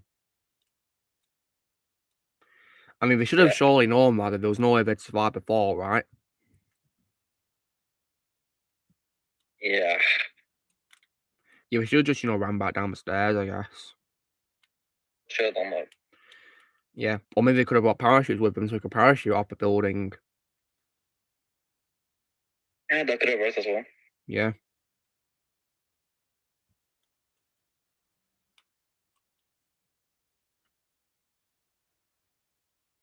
So, watch Don't Look Up. Wait, what did you say? Don't Look Up. Wait, no. What is it, Jack? A Netflix movie. Don't Look Up. Don't Look Up. Oh, yeah, that's pretty good. Yeah, it was all right. Yeah, I loved Leo DiCaprio in it. I thought he was great as his character. But I did not like that Chris Evans had a cameo. Oh, God. Yeah, I'm never going to look at, you know, Chris Evans the same way again at all. These days. Just can't stand him. And when he appeared, I just gave him the finger. Good idea. He's apparently in another Netflix film, guys, you know, which he's in, and with Ben Kingsley, and, you know, didn't know he did another Netflix movie. I thought he was only in The Great Man.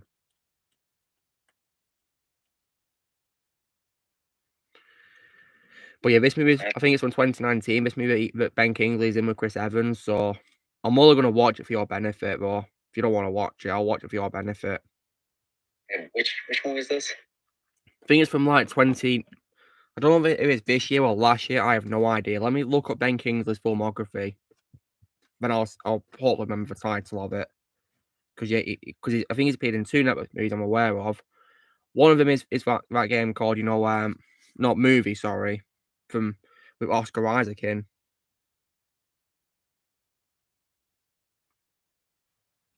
Let's have a look. So, guys, my favorite role of Ben Kingsley, of course, is Dax Stern in Schindler's List. Yes, I mean, that's my favorite role as well. Yeah, that movie was also a masterpiece as well. One of Spielberg's greatest movies. Definitely. Right, okay, so the next film that I'm talking about, which is with Chris Evans, is The Red Sea Diving Resort from 2019. And apparently the critical reception was negative, but the audience reaction was positive. So I guess it will be like a mixed bag. Yeah, and I see it also stars Michael K. Williams. Rest in peace. Right, see you next time. Take care. Yeah, Aaron Black is better in MKX over MK11, definitely.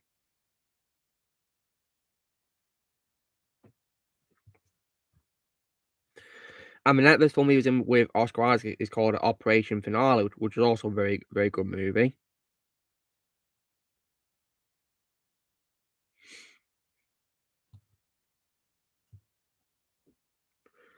And he's also going to be in Wes Anderson's next film, guys, called The Wonderful Story of Henry Sugar as well. Interesting. When it comes to Wes Anderson, I might probably check out more of his films. See, you know, what I think of him. I mean, one that I might check out is one from last year called The French Dispatch. See what I think of that one. Yeah, I want to check out more of his movies as well. Yeah. Because I loved, you know, Grand Budapest Hotel and yeah. And of course, Fantastic Mr. Fox. I do also love 2 1 for award adaptations of all time.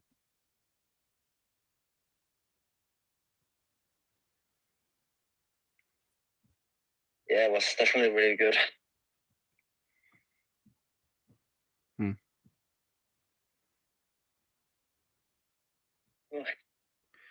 And yeah, please do. If you want to know my opinion on voices for characters, just watch my video. That's why I do them. So yeah. I've noticed that Jeff Goldblum has appeared in quite a few films by Wes Anderson, hasn't he? Jeff Goldblum. Yeah, he is a collaborator. Yeah. I think Wes's most frequent ones are people like, Owen Wilson and Bill Murray, aren't they? And also They've appeared in lots of his films, haven't they? And Willem Dafoe. Yeah, Willem's appeared in quite a few too, yeah. Like Fantastic Mr. Fox, and he also appeared as a villain in Grand Budapest Hotel as well.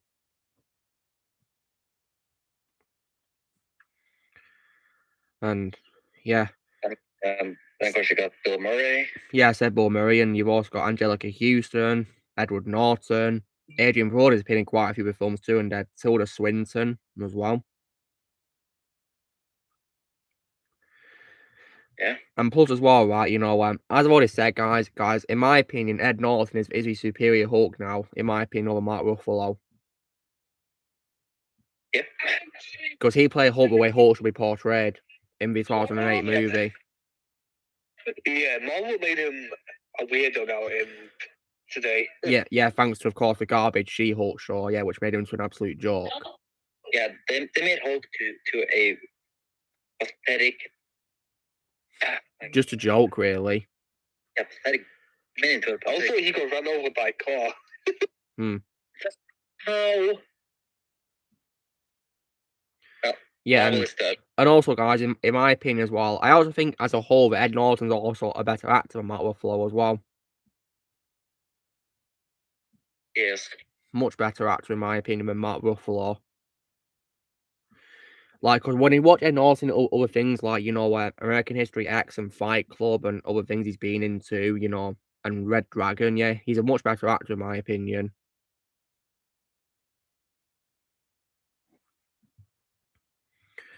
And yeah, and in case you guys are wondering, my favorite role of Mark Ruffalo is his role in Shutter Island by Scorsese. Nice. Yeah, I also prefer him and now in the Now You See Me films over Hulk as well. And he's also in the Zodiac movie. Zodiac? Yeah. Never seen it. Yeah, I saw it yesterday. It was pretty good. And yeah, it's pretty much about the Zodiac kill. Right.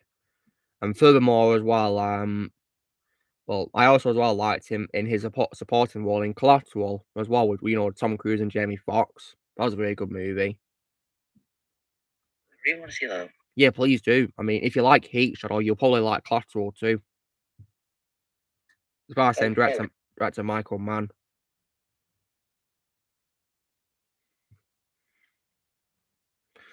Yes, I see that Wes has done lots of movies, hasn't he? That I gotta check out. I mean, one he's done, which is like, stop motion, I need to check out his Isle of Dogs. That one was pretty good. Yeah, I think you're gonna really enjoy that movie. Yeah. It's pretty good. Yeah. And it stars a lot of, a lot of Wes's collaborators.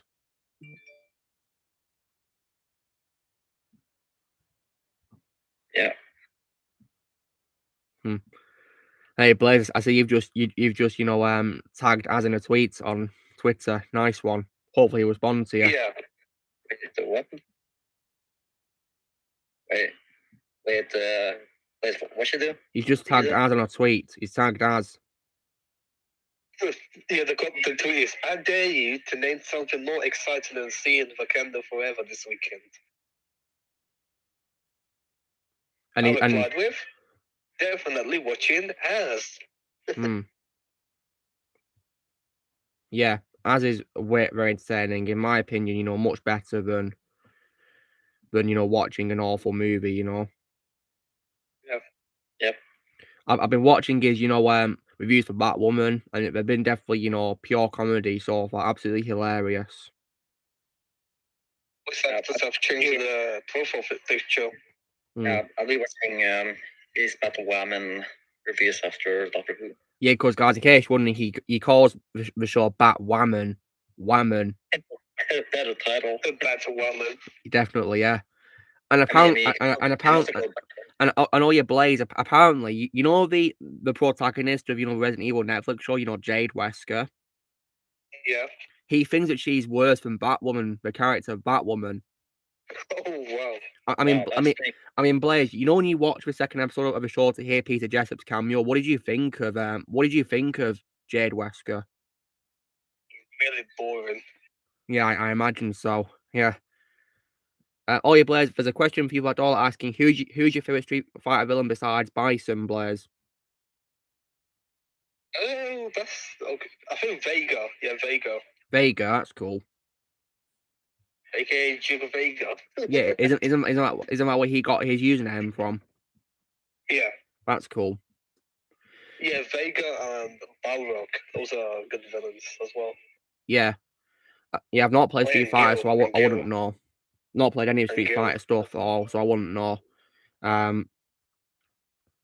Yeah, that's why I don't have fun about one. Did he get recast? Because after Series 1, of course, Ruby Rose left the series and then they introduced a brand new character. Instead of it continuing with, Kate Kane, they introduced a brand new character played by a different actress to take up the mantle. Yeah, but that didn't save the show, did it? Well, I've heard it got worse and worse, Shadow, thanks to the tweets I heard from Az about it. Like, because he once tweeted out saying, I can't stop laughing, F this show. Because apparently it's laughably bad, so yeah. I love reading his tweets about shows which are bad. I get a good laugh out of them.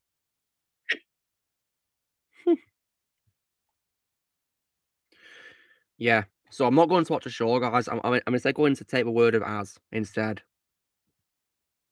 I haven't seen anything from CW.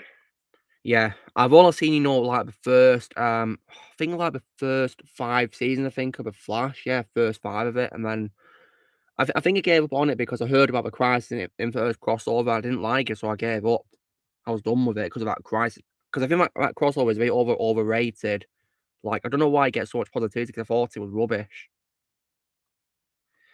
Yeah, I am planning on watching Green Arrow eventually, though. Just watch the things that came, before the Crisis on Infinite Earth Shadow. And, right. I mean, because the crossover, right? Do you know what it does, Shadow? What? It kills Green Arrow twice. Yeah. Which is stupid. Like, just kill him once or don't kill him at all. Make your mind up. And I also know that this crossover also features Evil Astra. Yeah, because he of course has a camel appearance in episode 4, doesn't he? Of the crossover. And furthermore, episode 2 also wastes the talented Kevin Conroy as well.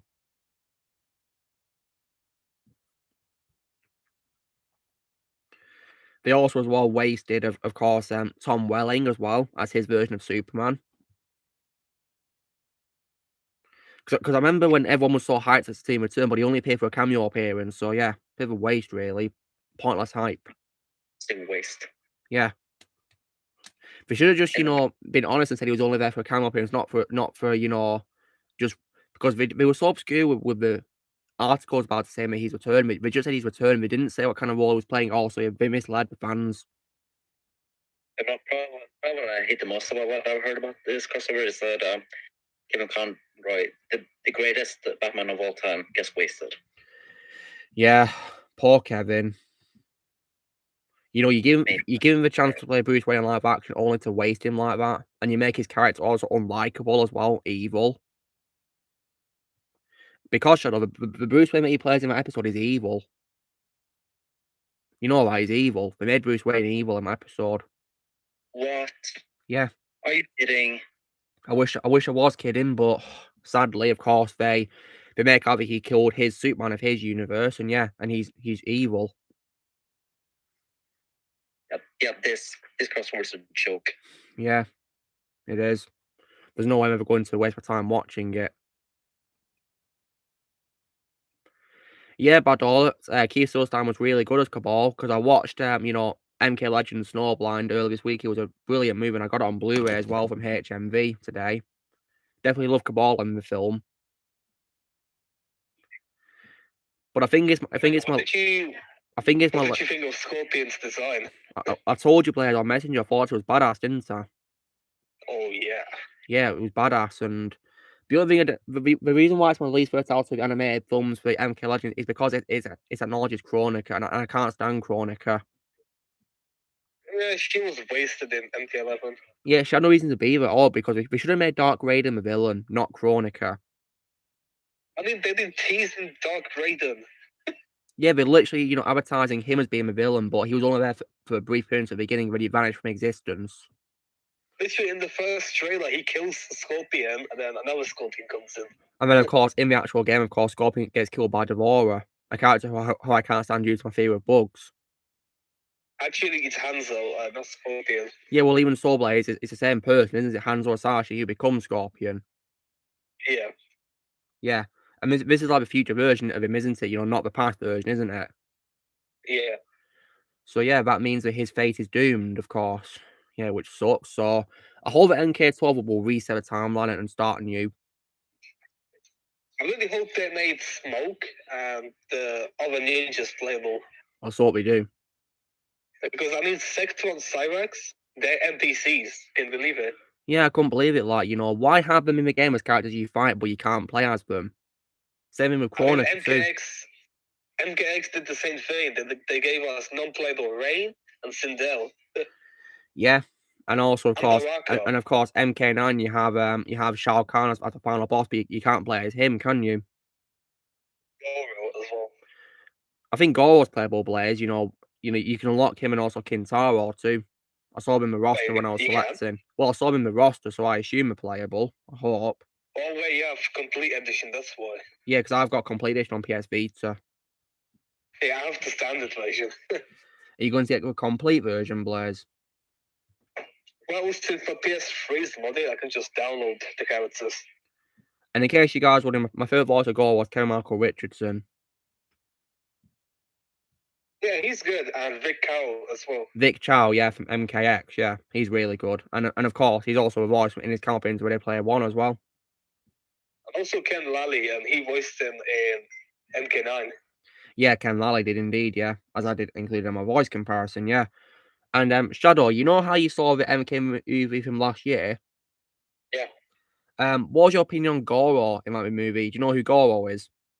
Yeah, I know who he is. Yeah. What did you think of his appearance in the movie? Because I thought he was a letdown. Yeah, I didn't like that he was wasted. And I didn't like his voice either that much, really. Like, I didn't find it as intimidating as Kevin's voice, in my opinion. Yeah, I thought his voice was okay. But yeah, in my opinion, Kevin is more intimidating. Yeah, he is. Yeah, Kevin's more intimidating. Yeah, even Vic Chow's better than the voice in the movie as well. Yeah. Johnny Cage. And of course, in the movie from 1995, I do love the scene where he breaks Johnny's glasses, Blaze, because you know what Johnny says afterwards is really funny, isn't it? Yeah. Wasn't he even mentioned it in MKX? Yeah, that's a cool reference. Was it $500? Yeah. Yeah. So I can see why Johnny was angry about him being broken. I still remember the lines. The girl says, "Johnny Cage." Yeah, I do love how Scorpion has a bigger role in MKX as well. I love how Scorpion has a bigger role in MKX too. My name is Hanzo Hasashi. Yeah. Yeah, I love that line. I love when he says that. Yeah. So Shadow, aside from watching the reboot from last year and also doing these read-up voices for us, how else are you familiar with Mortal Kombat? Like, have you played any of the games? Played any of them? None of them. Oh wow. I'm actually that's mainly because I'm not like a huge Mortal Kombat fan, to be honest. But thanks for doing all these read-ups, I'm actually getting interested. Well, I'd recommend the games. Yeah, absolutely. Just don't watch. For Christmas. I'd recommend to avoid Mortal Kombat Annihilation more because that's one of the worst films I've ever seen in my life. I don't believe Rain's in that movie. Yeah, and they completely wasted it. It Rain as well. And Sindel. Oh yeah, if I do watch Annihilation, I think my rant will be better than that movie. I think anything's better than that movie. You know, anything which I think I prefer over that, yeah, is better, yeah. Rants will be much better, of course, yeah. Yeah. So Blaze, you know how I tend to post rant comments in my server about bad movies I'm watching? Yeah. What's been your favourite one you've read so far from me? Jason Steals the Boat to Manhattan. That one. You always funny, did you? Yeah. And also the Elm Street remake. Yeah, that one was also garbage too. Thankfully, guys, my Blu-ray collection for Elm Street films does not include a remake. Thank God for that. Even the Rick and Morty Freddy is better than Jackie L. Haley. I think any Bottle of Freddy's better than Jackie O'Haley's version. Yeah. But of course, the only Freddy I can accept, of course, is Robert Englund. He's the only Freddy to me. No one can play a role other than him. Yep. And plus, Shadow, if you want to get into Mortal Kombat, I'd recommend especially Mortal Kombat 9, especially because Freddy is in a DLC character. That's a PS3 game. Okay. Yeah. So Shadow, if you have like PlayStation Vita or PS3, then yeah, I'd recommend Mortal Kombat 9. Well, I have a PS3, but my controllers don't work. Why'd you get a new one, Shadow, if you can't try Amazon?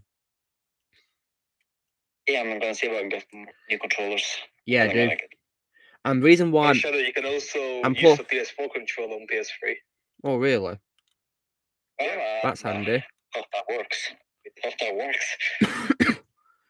And plus, me and Blaze also would... I don't know the reason why me and Blaze would recommend the PlayStation version of Mortal Kombat 9 Shadow, but not the Xbox versions.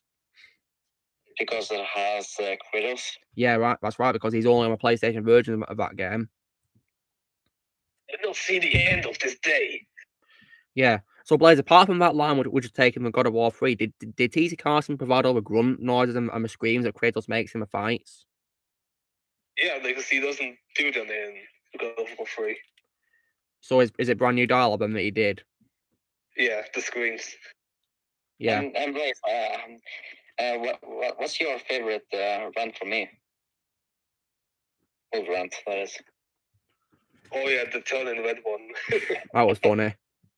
Yeah. That movie was just pure torture, weren't it? Yes. Oh. Ozzy's battle was nice. Oh, auntie. And like 2 minutes into that movie, and it was God. It was pure cringe. Wait, Luke. Yeah, Blaze, what's up? Are you gonna get MKXL for PS4? I've already got an Xbox One, Blaze, so I'm not really sure if I should get it again, really, to be honest. Yeah. Because I ordered it for Christmas. I want it for Christmas. Are you getting it, as a physical copy, Blaze? Yeah. Nice. For Christmas, guys, I'm probably going to ask for God of War Ragnarok, the new God of War game. Also the Horizon sequel, you said. Yeah, Horizon. I don't remember the title of the sequel. Forbidden. Blaze, there's a question from Badola asking you. When Scorpion killed Quan Chi, did you feel bad for Liu Kang and the other Revenants because they were never going to be restored to their living forms? Yeah, Smoke. Oh no. Yeah, poor them, because they can't be back to their, previous selves, eh? Yeah. I gotta say, the Revenant designs are pretty scary, aren't they? Pretty frightening. And Smoke actually looks like a ninja, doesn't he? Just with glowing eyes. Yeah, look, it looks cool, though. Yeah. Speaking of Mortal Kombat, guys, the next voice cast I'll be making for Mortal Kombat will be for Ermac. That'll be out soon, hopefully. Oh yeah, Ermac. Yeah. My favourite voice of him, of course, is Jameson Price. I like the MK9 one. Yeah, that's Michael McConaughey, isn't it? Kano. Yeah. Yeah, Michael McConaughey's my favourite voice of Kano. Oh Oh, hey, Luke, do you remember the rants I sent you about One Nation on Dead Rising 2? Yeah, what happened? Oh, yeah, I showed you videos of it. Yeah, Dead Rising 2 is also really a fun game to play as well. Absolutely, a very fun game. Yeah. I'm actually level 32 on Dead Rising 2 now. Nice one. So Blaze, now that the this dub's up, so does that mean that I can start voice comparisons for Sector and Cyrax? Yeah, if you want. Nice one. So next week I'll be making it one for Sector then. Oh yeah.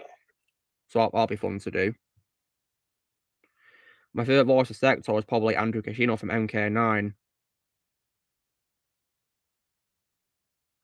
David Mitchell's also really good as him too, yeah. But I like him more in MK11 or Battle of the Realms because in my opinion, in Battle of the Realms he sounds like a Cyberman. Oh yeah, I did notice that was in there. Yeah. His effects were so different. I do think Dave is also good as Raiden too in those movies too. Oh, Ozzy's looking at the Jurassic Park boat ride. Whoa, look at that. Oh, wow. That's what I went on, guys, when I went to Florida. That's all I want to be on at Jurassic Park, yeah. I did not know I was going to get wet though, so it came as a big shock. Oh yeah, look at this. I've got the new skill moves. Ozzy got splashed. Oh dear. Hey, Maker. So, Blaze, is Dead Rising 2 on PS4 for me to play? Yeah, I'm playing on PS4 right now. Is it physical or digital, Blaze, for a copy of it? Dead Rising 2 on 1, physical. The off the record is digital. Okay. I'll see if we can get off the record then via the store then. Yeah, I got the games on a triple pack. Nice one.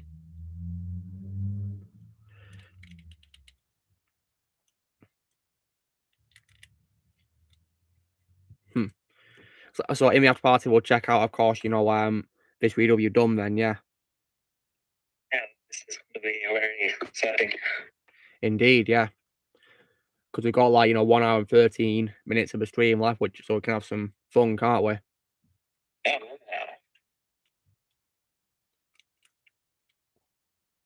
Oh no, I'm getting bitten by zombies. Oh dear. After I've played Spider-Man, guys, the DLC, I'll then be moving on to Miles Morales, the spin-off. Oh yeah, there's a glitch you can do with Miles Morales with Infinite Venom. Really? Yeah, you just infinitely do it, and you can just launch yourself into the air so much how much you want. That's cool.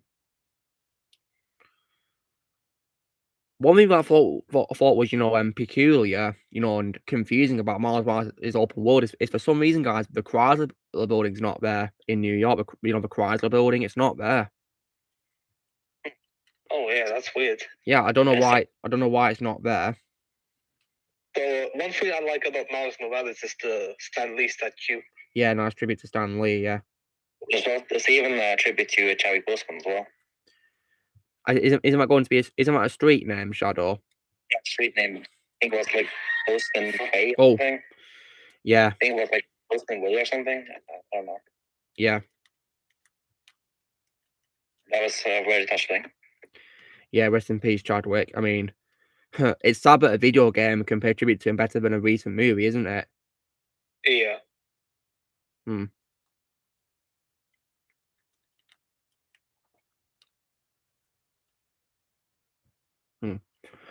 Black Eagle, I'd rather not talk about who the new voice Batman's going to be. All right, I'd rather not talk about that topic.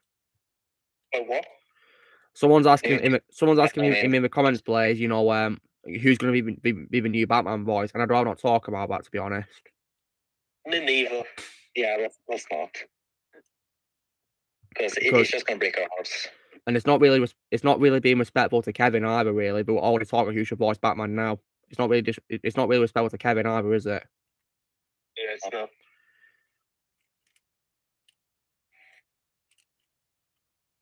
Because, and in my opinion, no one can be as good as Kevin at all. No one. Even the live action one's gonna be good. Yeah, no one in my opinion can ever top Kevin. No one. There's never going to be anyone again like Kevin Conroy. Yeah.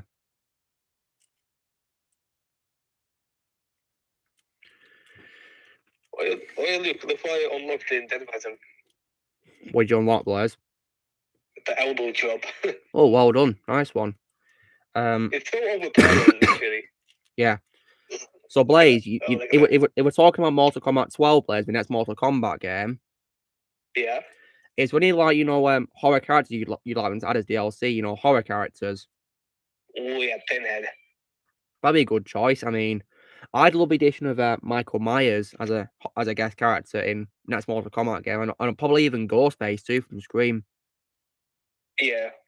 Ghostface as well. Yeah. I'm definitely looking forward to checking out MKX on my Xbox so I can play as, the characters in that, especially with horror characters, because you've got, Jason and Leatherface and also as well, the Alien and Predator as well. Cyborg. Yeah, I'm talking about, characters who aren't in Mortal Kombat Blaze who are guest characters. Oh. Yeah. So I'm definitely looking forward to, playing as those horror characters.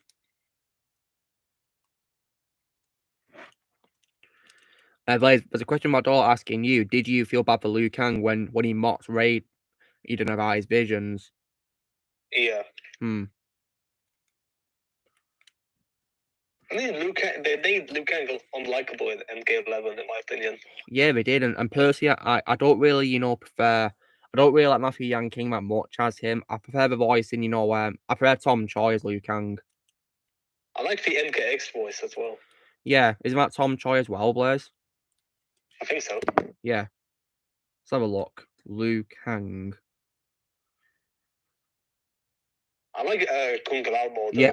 I think it's Tom Choi. Yeah, as him in NKX. Yeah, but Matthew Yang King took over in 11 onward. But of course, in the MK Legends movies, he's voiced by Jordan Rodriguez. My favourite live-action version of him was Robin Shou from the 1995 movie.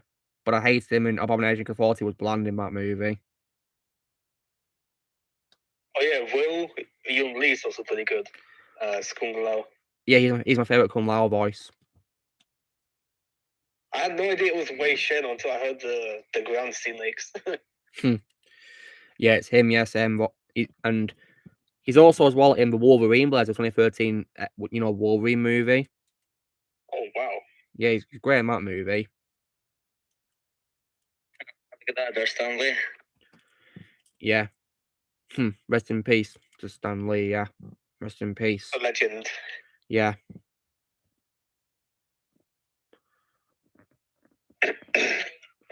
I think one day, guys, I might probably, one day replay Injustice on my PS Vita because I have the Ultimate Edition of Injustice on my PS Vita. So, and plus, guys, what I might do is, whenever I'm playing a game, I usually talk to Blaze while I'm playing, and when Batman makes it into the game, I'll probably take a screenshot and send it to Blaze, and I'll say, R.I.P. Batman.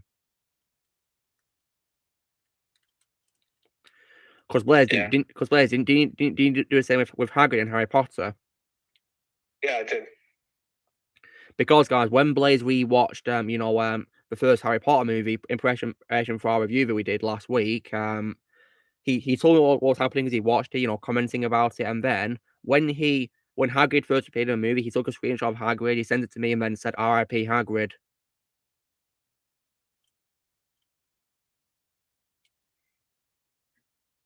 Yeah.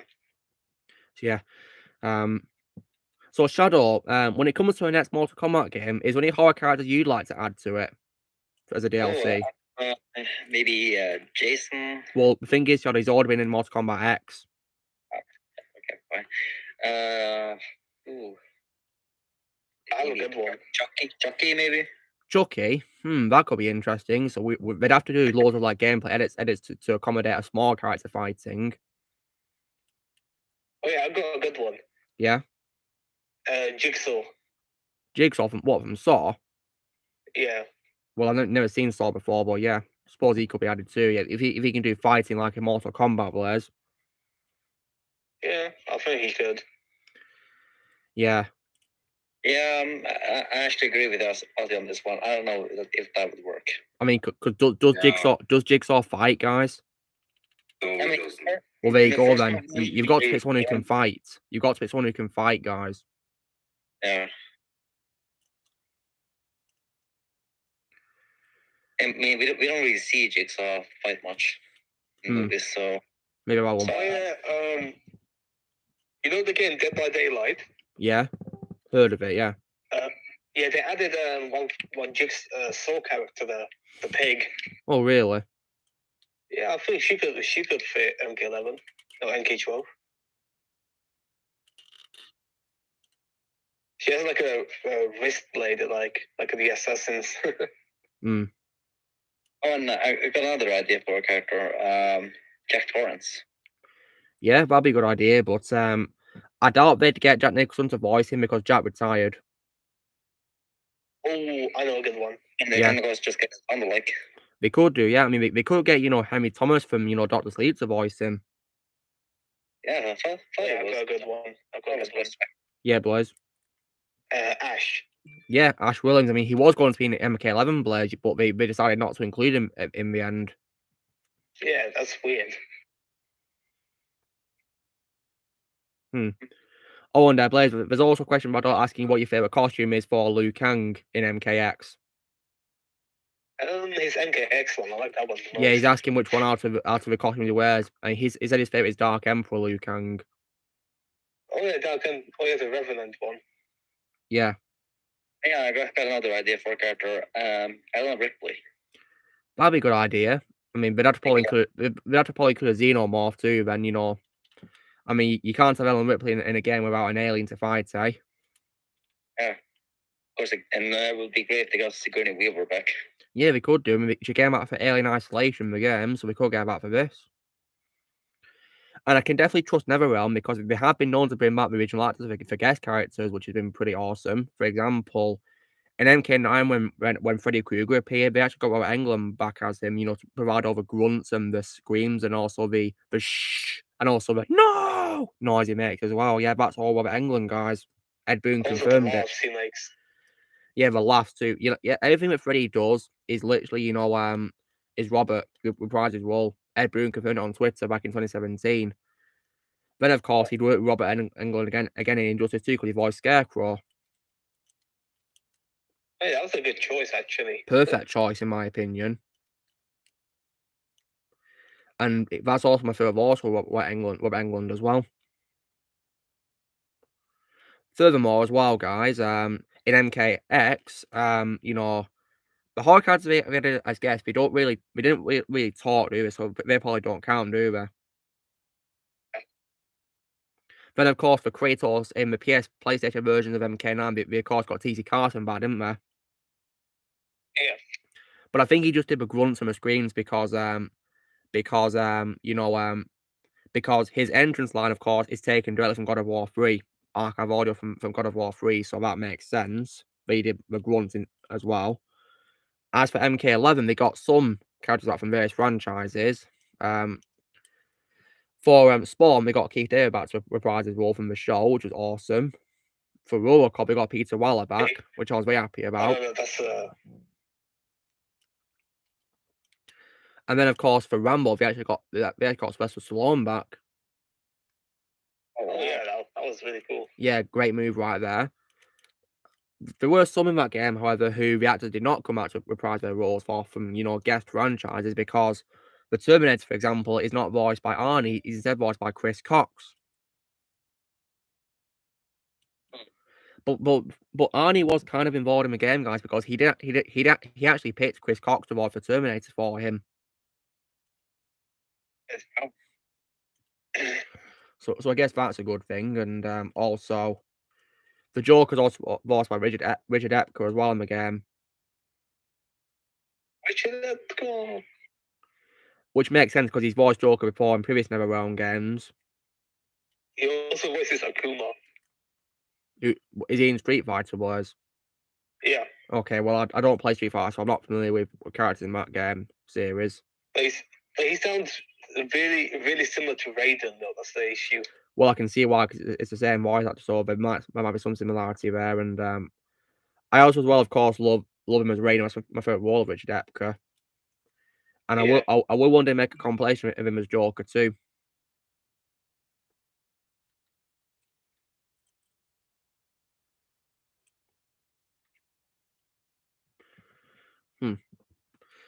Keanu Reeves confirmed he doesn't want John Wick in a Mortal Kombat game. Really? Okay. Well, I think John will be an awesome choice nonetheless. Yeah. No, but Doll, it's up to me what I make my voice comparisons for. Please don't make any suggestions for me.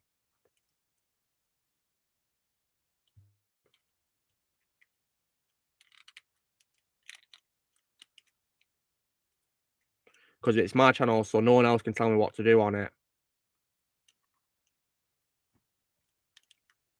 Yeah, of course. Yeah.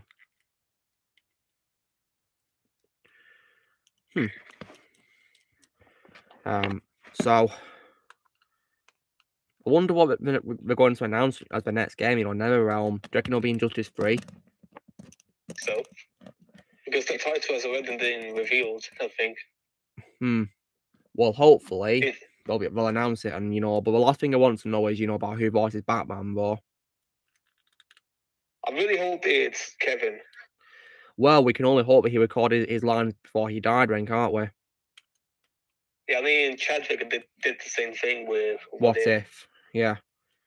Yeah, I was glad they're going about the What If. Yeah. Yeah, it's only one of the few. That was one of the only few good qualities with What If. That's the only reason why I watched that show in the first place. If he wasn't in the show, I wouldn't have watched it. Because as you guys know, I don't like what Disney doing with these goddamn shows. Especially, of course, She-Hulk, the garbage. Yeah, that's trash. Garbage. Awful. Like, Tony Stark, saves the world, and people twerk in response. God's sake. Oh. Listen, all I can think is just love how bad weird Disney are now. Well, thankfully, DC are winning, thanks to Black Adam. Yeah. And for respecting the fans. Yeah, Dwayne Johnson said to himself in an interview that when making a movie, he was doing it for the fans. And that is why Dwayne has my respect. Yeah. Hey, Donnie Zane, what's up? Hope you're doing well. He also got Henry Cavill, Superman, into the movie. Yeah, really awesome cameo, yeah. It's been a while since anyone's made the world this nervous. Black Adam. We should talk. I wonder if, after that scene they had a fight, that'd be pretty awesome, wouldn't it? Like, imagine if the sequel kicks off with them fighting. Oh, that would be cool. It would be amazing. Yeah. And plus, guys, how we've had a horror crossover between, Freddy and Jason? How about another horror franchise crossing over? Oh, that would be cool.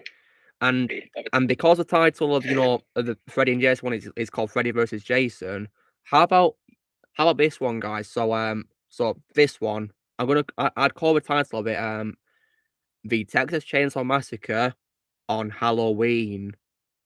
Mm-hmm. And you know what we'd be crossing over, guys? No, I just said, Blaze, the Texas Chainsaw Massacre on Halloween, so it'd be crossing over between Leatherface and Michael Myers. Ooh.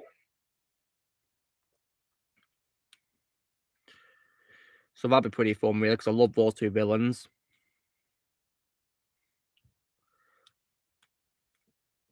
Oh wow, I just did a glitch in Dead Rising. Let me show you this. You see? A glitch. Oh dear, where's his legs gone? I have no idea. I just did this. It's actually quite funny how that happens. Yeah, Ozzy, I wouldn't be surprised either if that the Abominable She-Hulk show wins an award. I would not be surprised. Well, it has actually been nominated for one. Well, it's probably going to win into it, then, Shadow. It's probably going to win into it. Oh, really? Is it always the bad movies that get nominated? Well, films we don't like, yeah. Like The Last Jedi. Yeah, now movies that are abominable gets awards for some reason.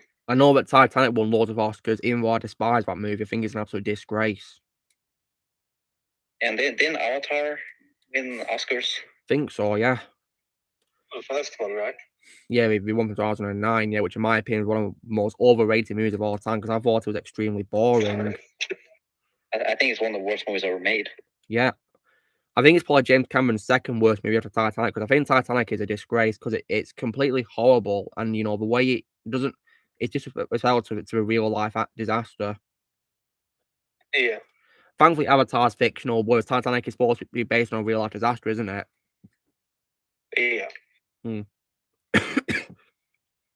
Yeah, Avatar won 3 Oscars, guys. It won for best art direction, best cinematography, and best visual effects. I agree with the CGI, but I disagree with the rest. The only thing good about the movie is literally just the CGI, I guess, and it's also fun where I'm literally rooting for the villains too, because I wanted those to win, because I think the main character was very unlikable. Yeah, Drake. And apparently the sequel's going to be bringing out villains, so it's going to make the first film pointless. What? I mean, the sequel is literally the fall of Skywalker of Avatar.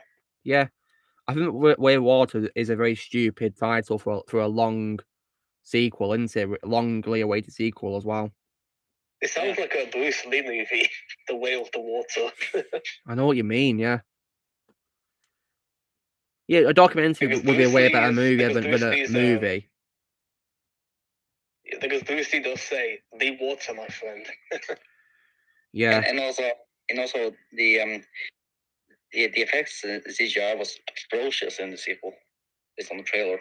Yeah, I mean, I only saw a trailer, thanks to John D. Corleone's reaction, which was way better than the actual trailer itself. And also his rant about the first movie in the video was also way entertaining than the actual movie. Yep. So Ozzy, you finally got MK on your Vita, nice one. Yeah, it's a shame they shut down the servers. I would have loved playing with you. Yeah, I'd love to do, fights with you, Blaze. It'd be fun, wouldn't it? Yeah. Tag battles. Yeah, I'd like you to play as Kratos as well if you'd like to. I usually play Smoke and Sector. Nice. Yeah, Rex, Avatar 2 is going to be 3 hours, so that's just ridiculous. No reason why I'm not. I mean, thing is that it's gonna be enough to bore you to sleep. Yeah, I imagine so. And also, of course, even the first one was 162 minutes as well, which is also quite long. The Eternals made me go to sleep. Yeah, I can't blame you, Blaze. It was one of the most boring movies I've ever seen in my life. Literally nothing was happening in the movie. Yeah. And of course, we got Matrix Resurrections, which I almost fell asleep at. I wouldn't have blamed you if you did, yeah. I actually didn't even like it. Yeah, you didn't like it at all, did you, Blaze? Yeah, it was bad. Yeah. I think you guys in the chat seen The Hangover, the comedy movie. I think Ozzy's seen the first one, haven't you, Ozzy? Because Badal's asking your favorite characters in the movie. Yeah, I've seen Hangover, but it's been a while. From what you can remember, Shelley, have you got a favorite character in the first movie? Oh, I mean, I love Zach Galifianakis' character Alan, but all in the first one because I think they ruined him in the sequels. Yeah, I'd say Alan as well. So out of the main characters, I'll go with Alan, but out of the supporting characters, I'll go with Leslie Chow, played by Ken Jeong. Because I thought Leslie Chow was absolutely hilarious. Yeah. But sadly, of course, in the sequels, they do ruin those two characters because, yeah, for some reason, Leslie Chow becomes a good guy in the second movie out of nowhere. And of course, in the last movie, he's also unlikable and just absolutely annoying in the third movie. I mean, don't they literally ruin all the characters in the sequels? Apart from Bradley Cooper's character, in my opinion. Because in my opinion, out of the whole trilogy, guys, Bradley Cooper's character Phil is the only one who remains likable out in the sequels, in my opinion. I might so far my favorite live action, Bradley Cooper as well, that I've seen. When it comes to zombie films, guys, I will one day be checking out the Netflix zombie film called Army of the Dead by Zack Snyder. It's an okay movie. It was okay. I know that Tyrone reviewed it, Tyrone Magnus, because he's friends with Zack, isn't he? Tyrone. Yeah. So I'll be watching it, to support Zack, and of course, because I'm pretty sure, isn't Dave Bautista in the movie? Yeah. Well, I'll watch it for him too because he's also a good actor as well. But my favourite World of Dave always will be Drax, though, guys. That's never going to change for me. The non-Drax.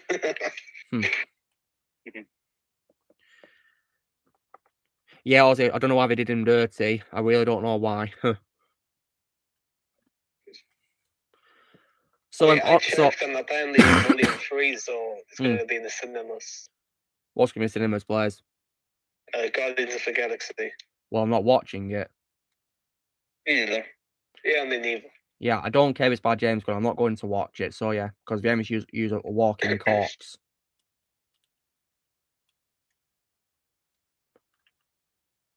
So, when it comes to Mortal Kombat 9, Ozzy, have you played any of it recently?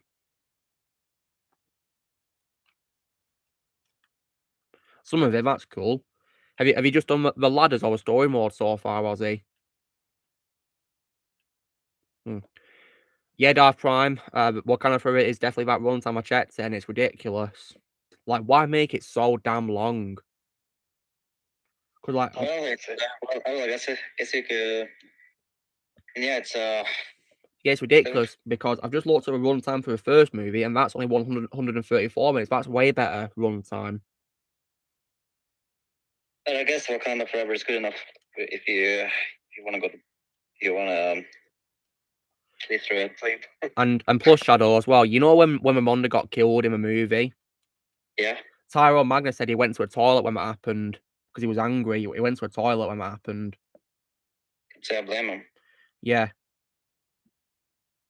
Because I mean, trust me, guys. If I was watching the film, if I wasn't retired, I'd have probably walked out when she got killed off. I probably would just walked out when they revealed how T'Challa died. Yeah, probably that too. Yeah, early into it. What a waste of money. And there's loads of people who are crying about saying it's emotional, whatever. Like, how can you find a pathetic death for a great character emotional? That makes no sense. Yeah. I mean, there's one celebrity who I do hate who actually found it emotional, and that's Stephen Weintraub. Do you guys know Stephen Weintraub? I have no idea who he is. Well, he's like a reporter and like an interview. He interviewed Henry Cavill in Enola Holmes back in 2020, and I hate him because, right, you know how Zack Snyder's daughter died a few years ago, which is why he didn't direct Justice League in 2017? Yeah. Well, Stephen Weintraub responded to an article about, his tragedy because do you know how he reacts to the tragedy of Zack losing his daughter, guys? What did he do? He laughed. What the fuck? I don't know these word. Yeah. What a sick monster. What a sick monster right there. Yeah, Stephen Weintraub. I've laughed. Yeah, that's why I hate Weintraub. Yeah. Oh, hey Don. Hey Don, what's up? Yeah, I almost swear as well, Blaze. Yeah, it's disgusting, isn't it? Yeah. Yeah, exactly, Dark Palm. It's like saying the Joker died from a disease after The Dark Knight. But thankfully, of course, Christopher Nolan didn't mention him in The Dark Knight Rises. So as far as I'm concerned, guys, the Joker is just, in prison in The Dark Knight Rises.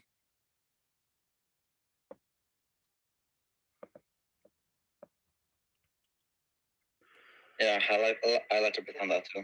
Yeah. Yeah, prison for life. So Don, if you're wondering what I've got this week, well, I'll give you a bit of a rundown. So on Amazon, I was able to get Frankenweenie and of course Edward Scissorhands on Blu-ray by Tim Burton. And then of course I think I already told you what I got from Kex as well on Friday because I got the Clone Wars as a Blu-ray box set. Yeah, it's Blu-ray, isn't it? Yeah, it's Blu-ray. Yeah, and also of course Steelbook of course for June as well from last year by Denis Villeneuve, and also as well. I think I told you everything else what I got, yeah. And today in Manchester, I got figures for Pinhead from Hellraiser, and also as well the Penguin from Batman Arkham City, and also as well the Freddy vs. Jason version of Jason as well. That's probably my favourite version of Jason in terms of design and all that. Just looks so cool. He's also taller than Freddy. I also as well got a box set of the Jason films, Don. Sadly, it does unfortunately include Jason Takes Manhattan, unfortunately, for Don. Oh no. Which is why on the stream I punched it for Shadow or to be satisfied to see. Was the very to see. And I also got another steelbook as well, but this time for the first Ted movie as well. Nice one. Yeah. Also, guys, I'm also not surprised really about these people who are crying about Wakanda Forever. They're just trying to make people watch it, aren't they? I mean, yeah, they're literally just Marvel shills. Yeah. Scream Factory, Don. I just find these people so annoying. Like, yeah. Don, it's like the size of like a normal Blu-ray box. Really, it's not like the same size as my Elm Street one. It's like just the size of just one Blu-ray box, really, with the 8 films in.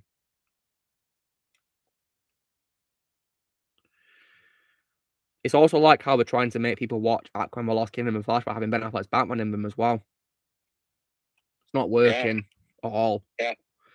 They're just trying to get Batman in the films, just get fans in, but it's not going to work.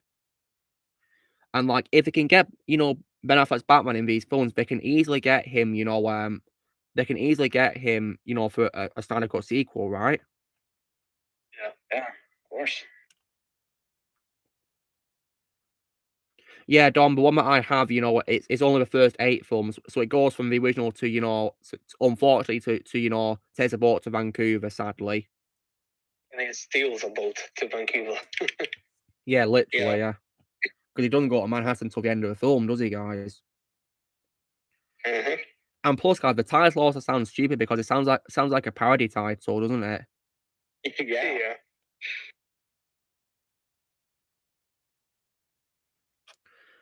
Yeah. And also, Don, do you remember how I played, like a voice message of G1 Megatron saying what I think, Rob Zombie should do after I watched Free from Hell? Yeah. Well, I did a similar thing, when I was ranting about Jason Takes Manhattan. Yeah, got this here. Hold on. Here it is. What in the living hell am I watching? This is garbage. And also, guys, if you guys wouldn't want my messages to Rob Zombie after seeing Free from Hell, which I hated, here is what I got to say to Rob Zombie. Rob Zombie really needs to retire from directing films. Apart from House of 1,000 Corpses and The Devil's Rejects, all his movies are trash. He needs to return to singing. There you go. That's what I got. That's all I got to say to Rob Zombie, guys, because he just can't direct good films anymore, really. Yeah. I mean, the other ones I like from him, are House of 1,000 Corpses and The Devil's Rejects. I hated Free from Hell, though. I hated the Halloween remakes, and I've not heard any good news about the Monsters, so I'm not watching that. I think, the Halloween sequels, kill my interest, really. So Halloween remakes, and especially the second remake. I think the first one's okay, but the second one, nah. Yeah, Ozzy, just watch, House of 1,000 Corpses and The Devil's Rejects. Those two, in my opinion, is only good ones, and The Devil's Rejects it is also an example of someone did not need a sequel, because Free from Hell was trash, in my opinion. And I haven't seen any Rob Zombie's movies either. Well, if you want to watch a good one, guys, I'd recommend only House of 1,000 Corpses and The Devil's Rejects. Just don't watch Free from Hell, because that sequel is a horrible one. It even does Alien Free cliche to one of the villains too, as well, in Free from Hell, which is very annoying because it's a character played by Sid Haig, which was just very, a massive letdown, really. Yeah, if I do watch more of his films than those two, I will of course entertain you guys. Yeah, just don't watch Free from Hell, because Free from Hell is terrible.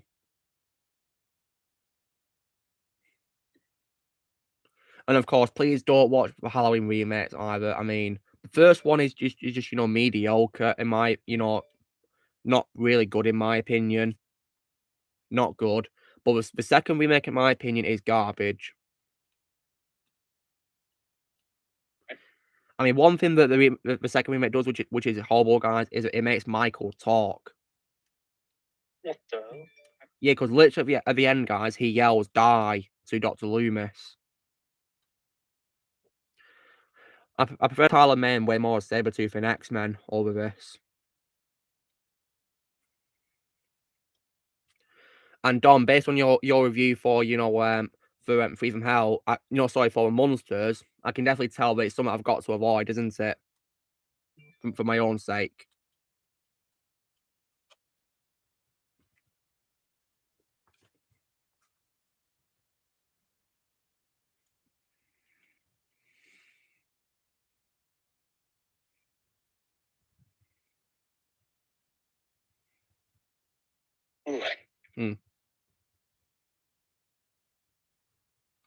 Yeah, and yeah, it's best that I avoid it indeed, Don. Yeah, because didn't you say it was on Netflix for you? When it came out, because because I'm not. There's no way I'm going to watch it all. No way.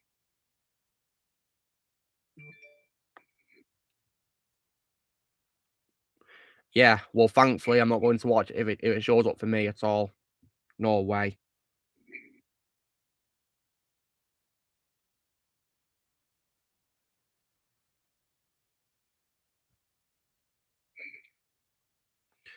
Because I imagine that I'll be having a pretty bad time watching the Monsters, and yeah, not going to watch it. Yeah, exactly, Everett. Michael Myers does not talk at all. He doesn't talk. That's what makes him scarier, doesn't it? That's what makes him a good villain. Yeah, exactly.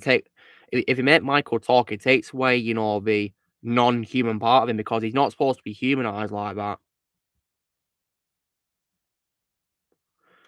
And plus, guys, on Wednesday, I think I'll have time to film my unboxing of my figure for Laurie Strode from Halloween, Nice. which will be fun to do.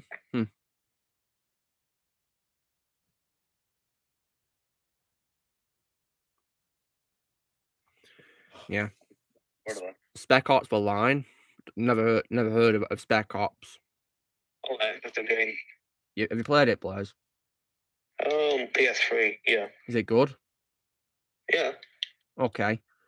Well, I'll see if I can give it a watch one day. Or what's Dom posted. I think it's a third-person shooter, if I remember. Oh, Don, you posted a very satisfying post on Instagram. Nice one. What? If you check out Don G. Colon's Instagram, he's posted something very satisfying. Oh, I don't have Instagram, so. Ah. Let me check it out. What did he say? What, Oh, yeah. What did he say? So if you check out Instagram, Shadow, yeah, he's posted something very satisfying. So yeah, I mean, do you reckon you'll get Instagram one day, Shadow? Maybe. Yeah. It's better than Twitter, I'll say that. In my opinion, it's better than Twitter.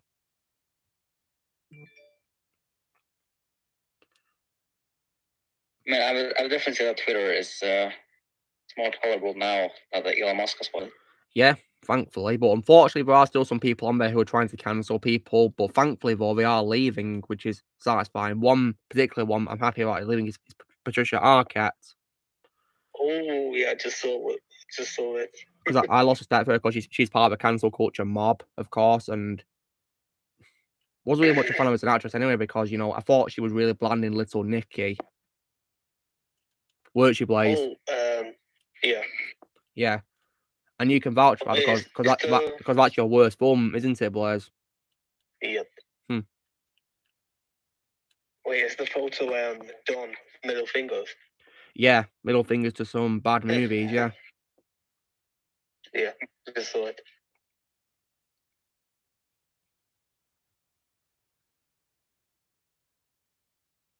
I'm thankful my cinema hasn't played Wakanda Forever.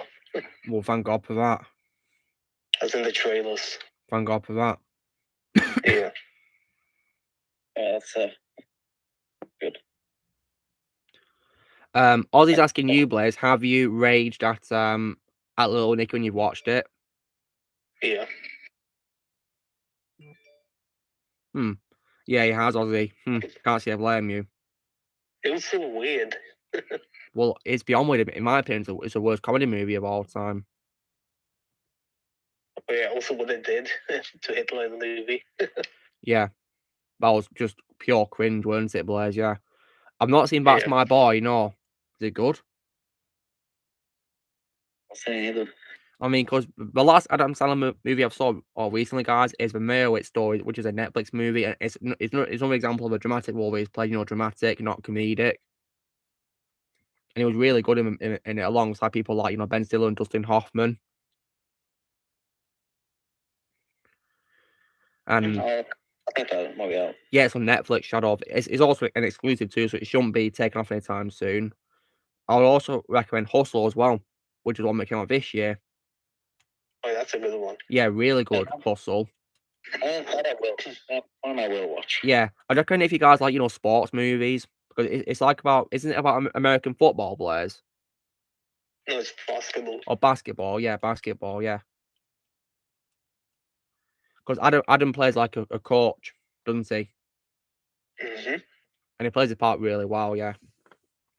Well done him. My favourite comedian's unfortunately dead, so I can't take pizza with Robin Williams. So I'd have to interview Keanu Reeves instead. So Shadow, would you rather eat pizza with Jim Carrey or would you rather interview Chris Pratt? I think I will interview Chris Pratt. Yeah, I love Chris Pratt. I'd love to talk to him. It sounds like a really fun person to talk to as well. I'd love to talk to him about Eternal List. Because yeah, that's his hit, isn't it, now? Well, I mean, he is on Twitter and Les could invite him. Oh, Ozzy left us. He must go on another ride. Yeah, so like I said, Chris Pratt is on Twitter, so yeah, Les can invite him. But of course he is probably very busy. So yeah. So Don G. Corleone, if you're Don G. Corleone, if you're still here, who is your favorite comedian, Don? Just asking you.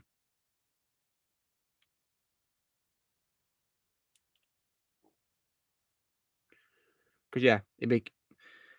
So I'd have to interview Keanu Reeves because unfortunately my favorite comedian being Robin Williams is unfortunately dead, sadly. Yeah. Rest in peace, Robin. Yeah. It's still hard to believe that Robin's gone, really, after all these years, because isn't it like 8 years now since he died? Yeah. Like, can't believe it. Can't believe it, really. And when it comes to Robin, Shadow, did you ever say what your favorite role of his is, like, of all time? That is easy. That's Genie. That's cool. When it comes to his live action roles, which one was his favorite live action role of Robin? My favorite live action role of his is Alan Parrish in Jumanji. That's cool. I think my favorite's probably Dr. McGuire in Good Will Hunting. And also, Shadow, as someone who's seen Good Will Hunting, does the famous scene in that film, "It's Not Your Fault," make you tear up? Yeah. Yeah, me too. Like, I don't know what it is really about it. It's just emotional.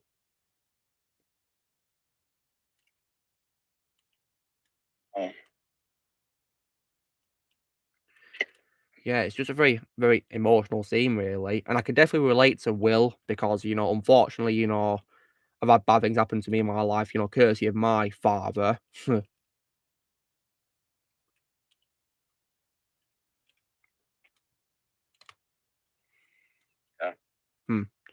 Your favourite's Adam Sandler, bad all that? Nice. I mean, I don't find him annoying. I mean, but sometimes he isn't my daughter like listening to Grown Ups 2, for example. But I think he's a funny guy, Adam Sandler. Yeah. I also as well respect Rob Schneider, a comedian, because he also supports Gina as well, because he attended her premiere for Terror on My Prairie, which I was happy about. Yeah, I got lots of respect for Rob as well. Yeah. I mean, whenever actors, stand up to cancel culture, they earn my respect. For example, of course, the comedian John Cleese. Yeah, he earned my respect after, people tried to cancel one of his comedy shows. Even though they didn't get it, was just a joke. Yeah, ridiculous. And also Dave Chappelle. Yeah, the comedian. I've heard about what happened with him. Yeah, that's why I hate Will Wheaton, because he tried to cancel Dave, didn't he? Yeah, he did. I also, as well, I've also got respect as well for Rowan Atkinson, you know, Mr. Bean. Oh yeah, Mr. Bean. Because last year, guys, he criticised cancel culture.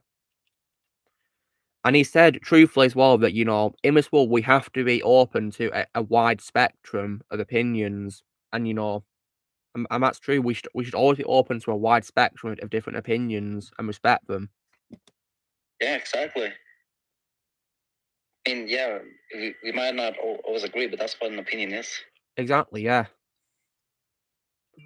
Rowan was definitely right when he said that, yeah. And these woke idiots, you have to learn that. Yeah. Of course, they won't. And of course, later this year, guys, I'll be checking out Rowan's new show on Netflix called Man vs. Bee as well. I heard it was really funny, apparently. So the first episode's really funny. Are you going to watch the rest of the show, Blaze? Yeah. That's cool. I'll see if I can watch the whole show. I know there's only a few episodes, so it's actually easy to watch.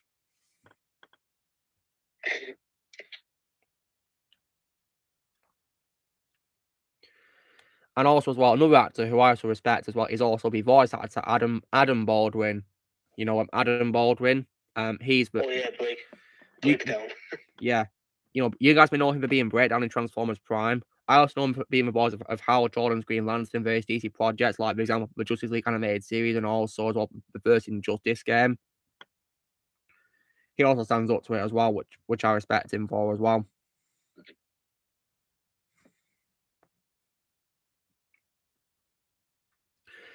In addition, as well, guys, even you know Lord Voldemort himself, Ralph Fiennes, hates cancel culture as well. That's why I respect him as well.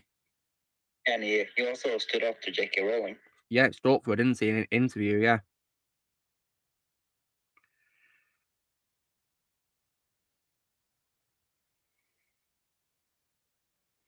And of course, Chris Pratt, he spits on cancel culture.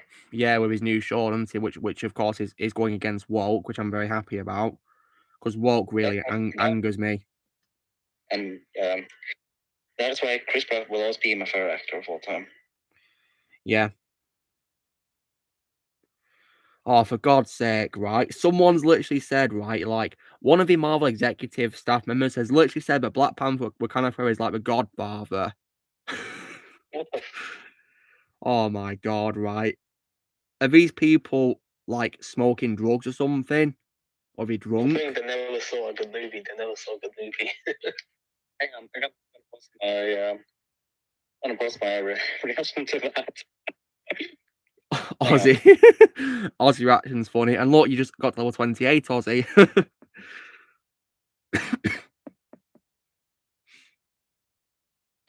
Here you go. Here's my reaction to that. Yeah. In the my show. Wait, where is it? No, my show. Right? J. Jonah laughing. You serious?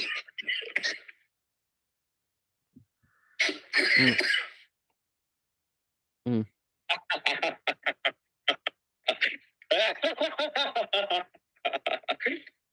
You serious? Yeah, literally, right, yeah.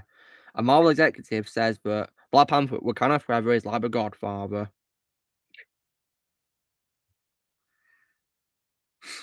And apparently, you know, people like, you know, and also Nerd you know, Gary, he's laughing his head off about it, and I can't say I blame him.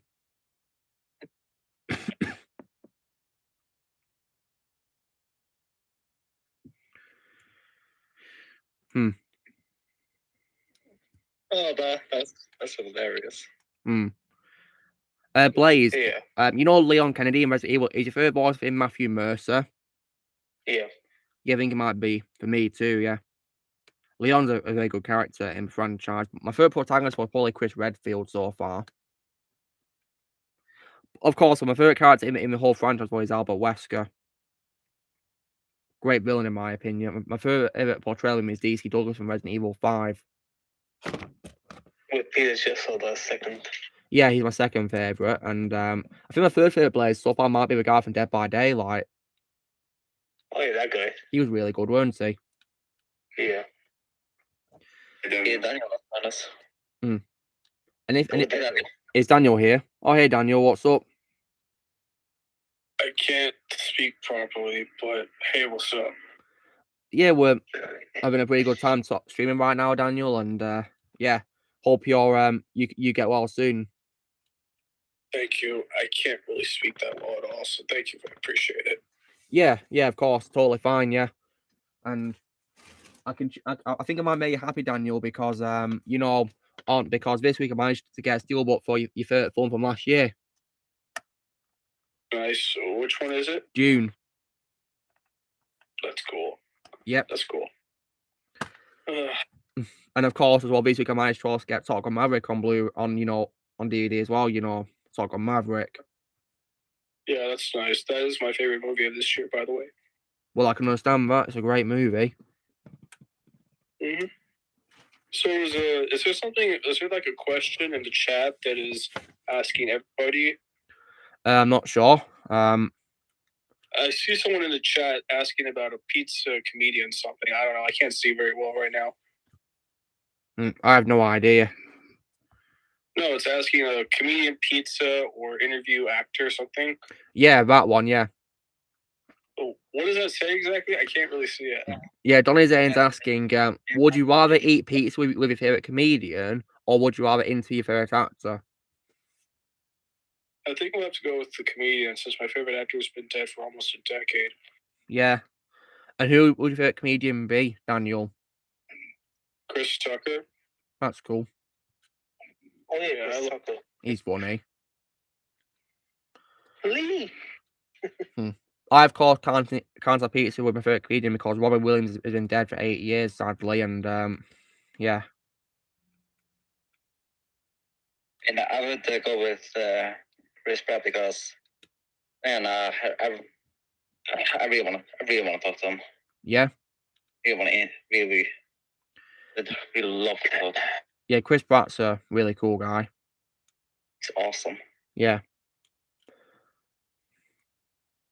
That's a pretty good title to have from, Wakanda for Never. Oh wow. Wakanda Forever. Great title. Nice one. Wakanda Eternal. Yeah.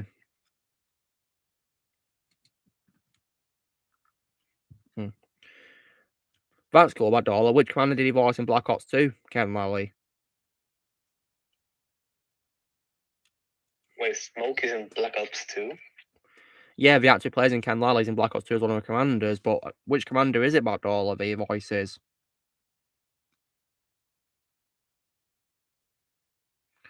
Ozzy charging his AirPods, no problem, Ozzy. In 20 minutes, the after party will be happening anyway, so yeah.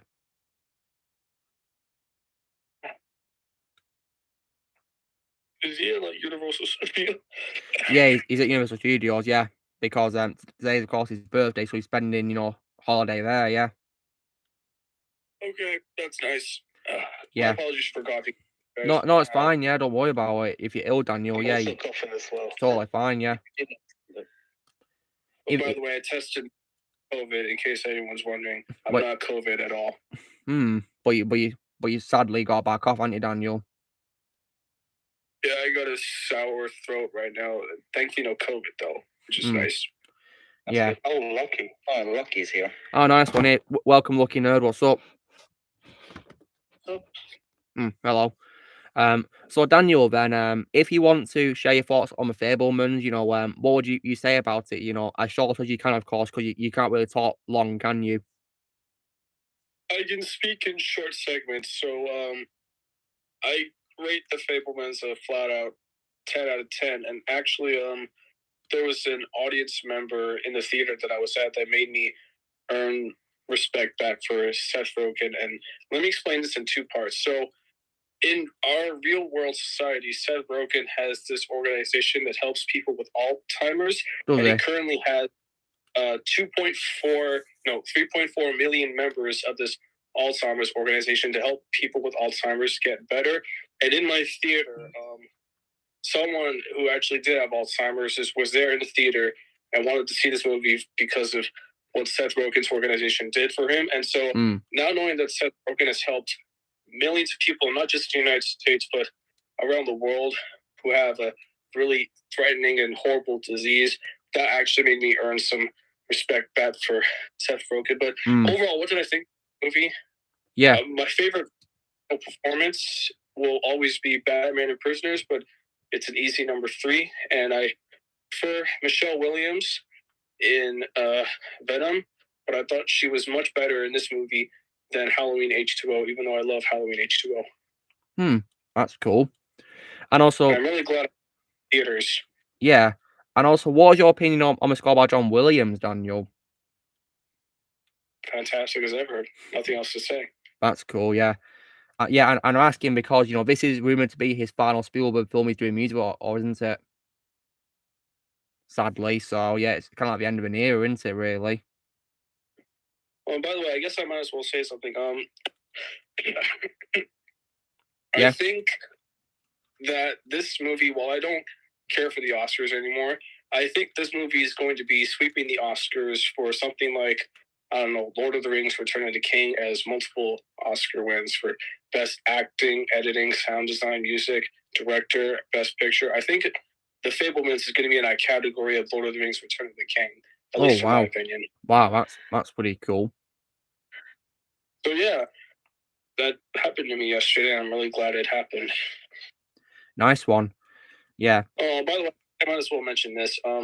Just because I've earned some respect back from Seth Rogen, I'm not going to try to change your guys' opinions on Seth Rogen because that's condescending, and I don't want to do that to you guys. Well, thank you. I mean, yeah, it is nice that he's part of the organization because Alzheimer's is definitely a very tragic and terrifying condition to have. Yeah, and but I still don't like him because he attacked Gina Carano on Twitter and also because of the Santa Inc. controversy. Still, though.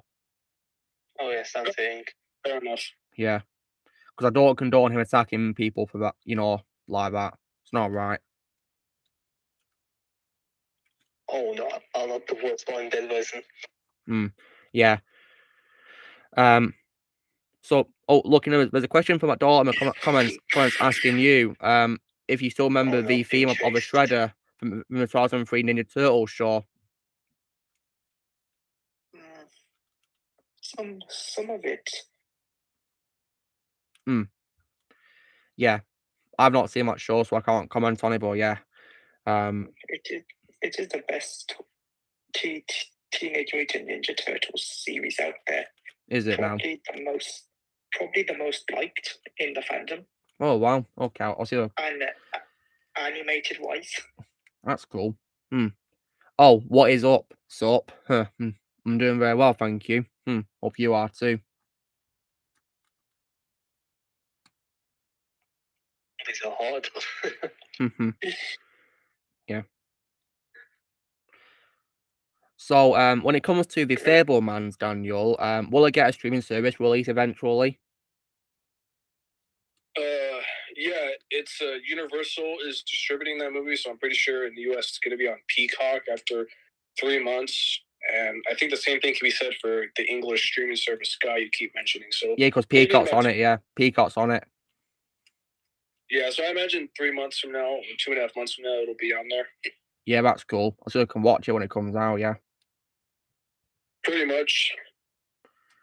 Yeah.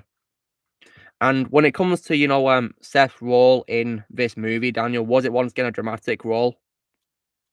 It was a dramatic role. He wasn't comedic. And would you say that you liked him more in this film, or do you still like him as Steve Wozniak in the Steve Jobs movie? Steve Jobs movie all the way, every day. Oh, wow. Yeah, because I heard apparently his performance in that film got loads of praise. Yeah, I think it was also due to the fact that it was written by Aaron Sorkin. He's the guy who did A Few Good Men, The Social Network, so he's really good with dialogue. So I think it's because of that where I easily think that's his best performance ever. Oh, wow. But that's more of a Michael Fassbender, Kate Winslet movie than a Seth Rogen movie. Well, yeah, of course, because Michael plays Steve Jobs, yeah. I would generally be curious to know if you prefer Ashton Kutcher playing Steve Jobs or Michael Fassbender playing Steve Jobs, because both of those movies came out around the same time. They just were 2 years apart. I'll probably watch both of them one day, see what I think of them. Okay. Yeah. Yeah, I think I would say Michael Fassbender is my favorite Steve Jobs. Yeah, Michael Fassbender is an amazing actor.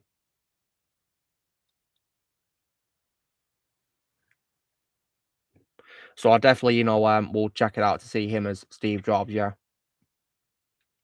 Mm-hmm. Yeah. Hey, out of curiosity, how would you feel if, out of nowhere, you find yourself in the middle of an LA street? So you traveled from the A to the US, and you're in the middle of this street in somewhere in like Burbank or maybe LA, and out of nowhere, out of the corner of your eye, you see Keanu Reeves walking down the street with headphones on as well as a dog. What would be your initial reaction if you saw that happening to you? Well, I'd be starstruck. LA. Yeah, a lot of voice actors live in LA, so yeah. Yeah. Well, I'll be going there soon. Well, that's cool looking, nerd. Well, yeah, hope you have fun. You might see some people there too. I really want to go there to meet Peter Chisel. Yeah. My favorite song, Donnie. Probably Blinding Lights by The Weeknd. It's a great song. I really want to sing that song right now. It's a great song, really. I mean, when I first saw it on the radio, guys, I had no idea it was from 2019. I thought it was released in the 80s. I'm very tempted of singing the song right now, but I don't want you to get a copyright strike. I mean, Ramon, when you first heard the song, like, could you never stop repeating it because it was how good it was? No, I couldn't. I almost remember. I almost memorized the song. Can almost do the entire song. Oh, look at this. This is weird. Look. He shoots you. See? That throws you across the room. Everett, I'm going to go with Zack Snyder because I hate Joss Whedon. Yeah, I hate him as well. Yep, Zack Snyder. Question? Yeah, they're asking if I prefer Zack Snyder or Joss Whedon, and I said Zack because I hate Joss Whedon. Oh yeah, Zack. That is an easy question. Yeah, because as far as I know, Zack Snyder doesn't attack his own crew, does he, and threaten their careers? Yeah, and as far as I know, he doesn't ruin the work of another director, does he?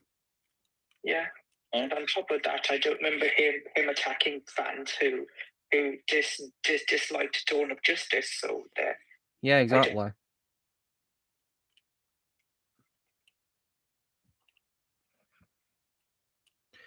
You just Whedon lost my respects.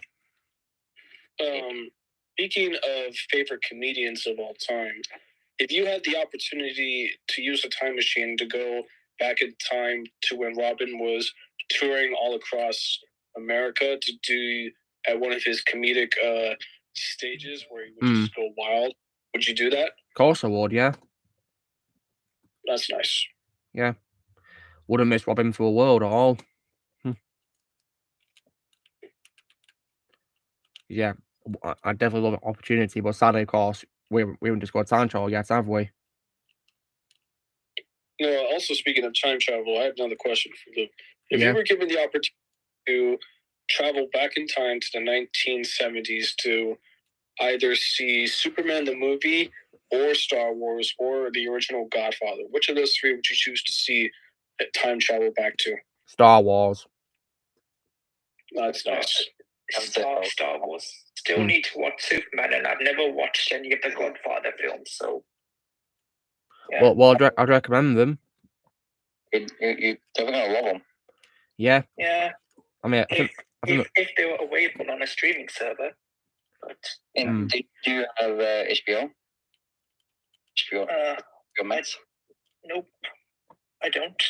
Well, we have that in UK. Well, the Godfather and Superman are on there. But they're at least. I don't.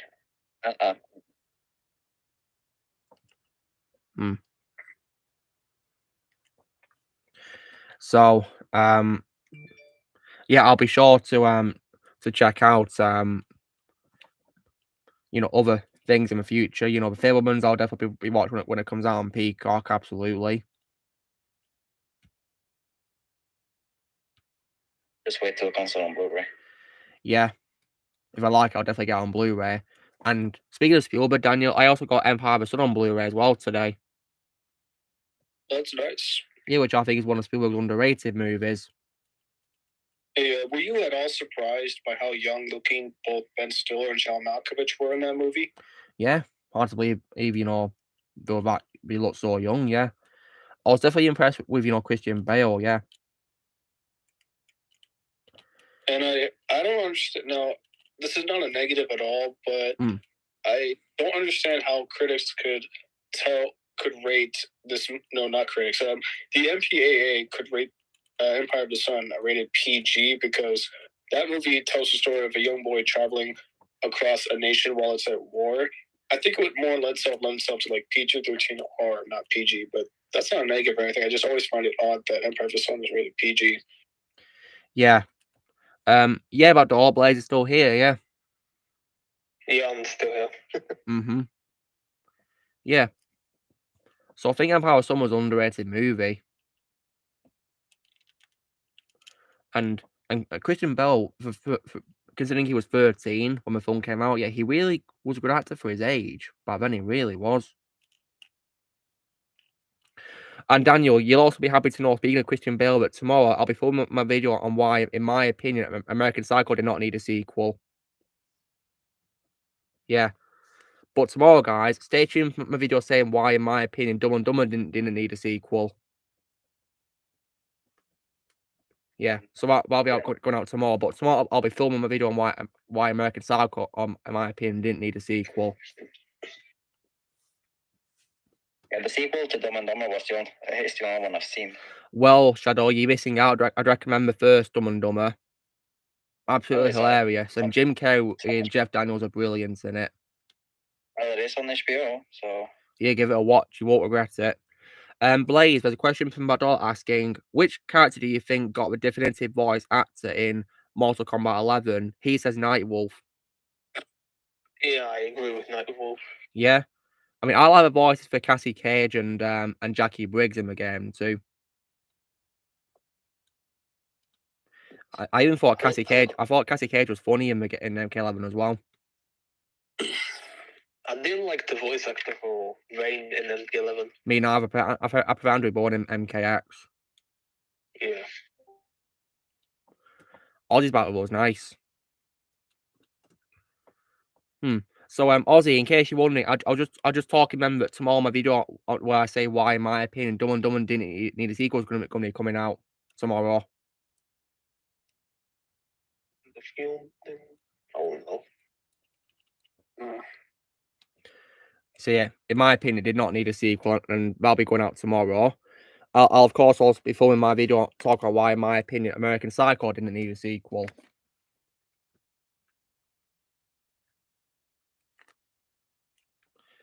And all you guys, here's my Black Series figure of Moff Gideon with his Darksaber. Yeah, opened that a few days ago. Yeah, it was a pretty cool figure. And I also opened up a figure of hold on, let me just get the gun in her arms. There you go. Yeah, Fennec as well. You going? And Badal, all right. Take care. Have a lovely day.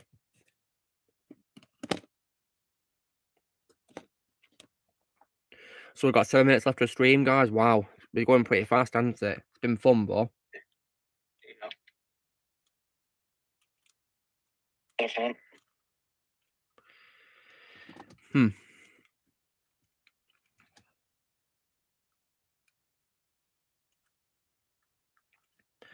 Yeah. So I'm definitely looking forward to ranting about the American Psycho sequel too, because I think it's one of the worst sequels ever made, and in my opinion, there's nothing good about it.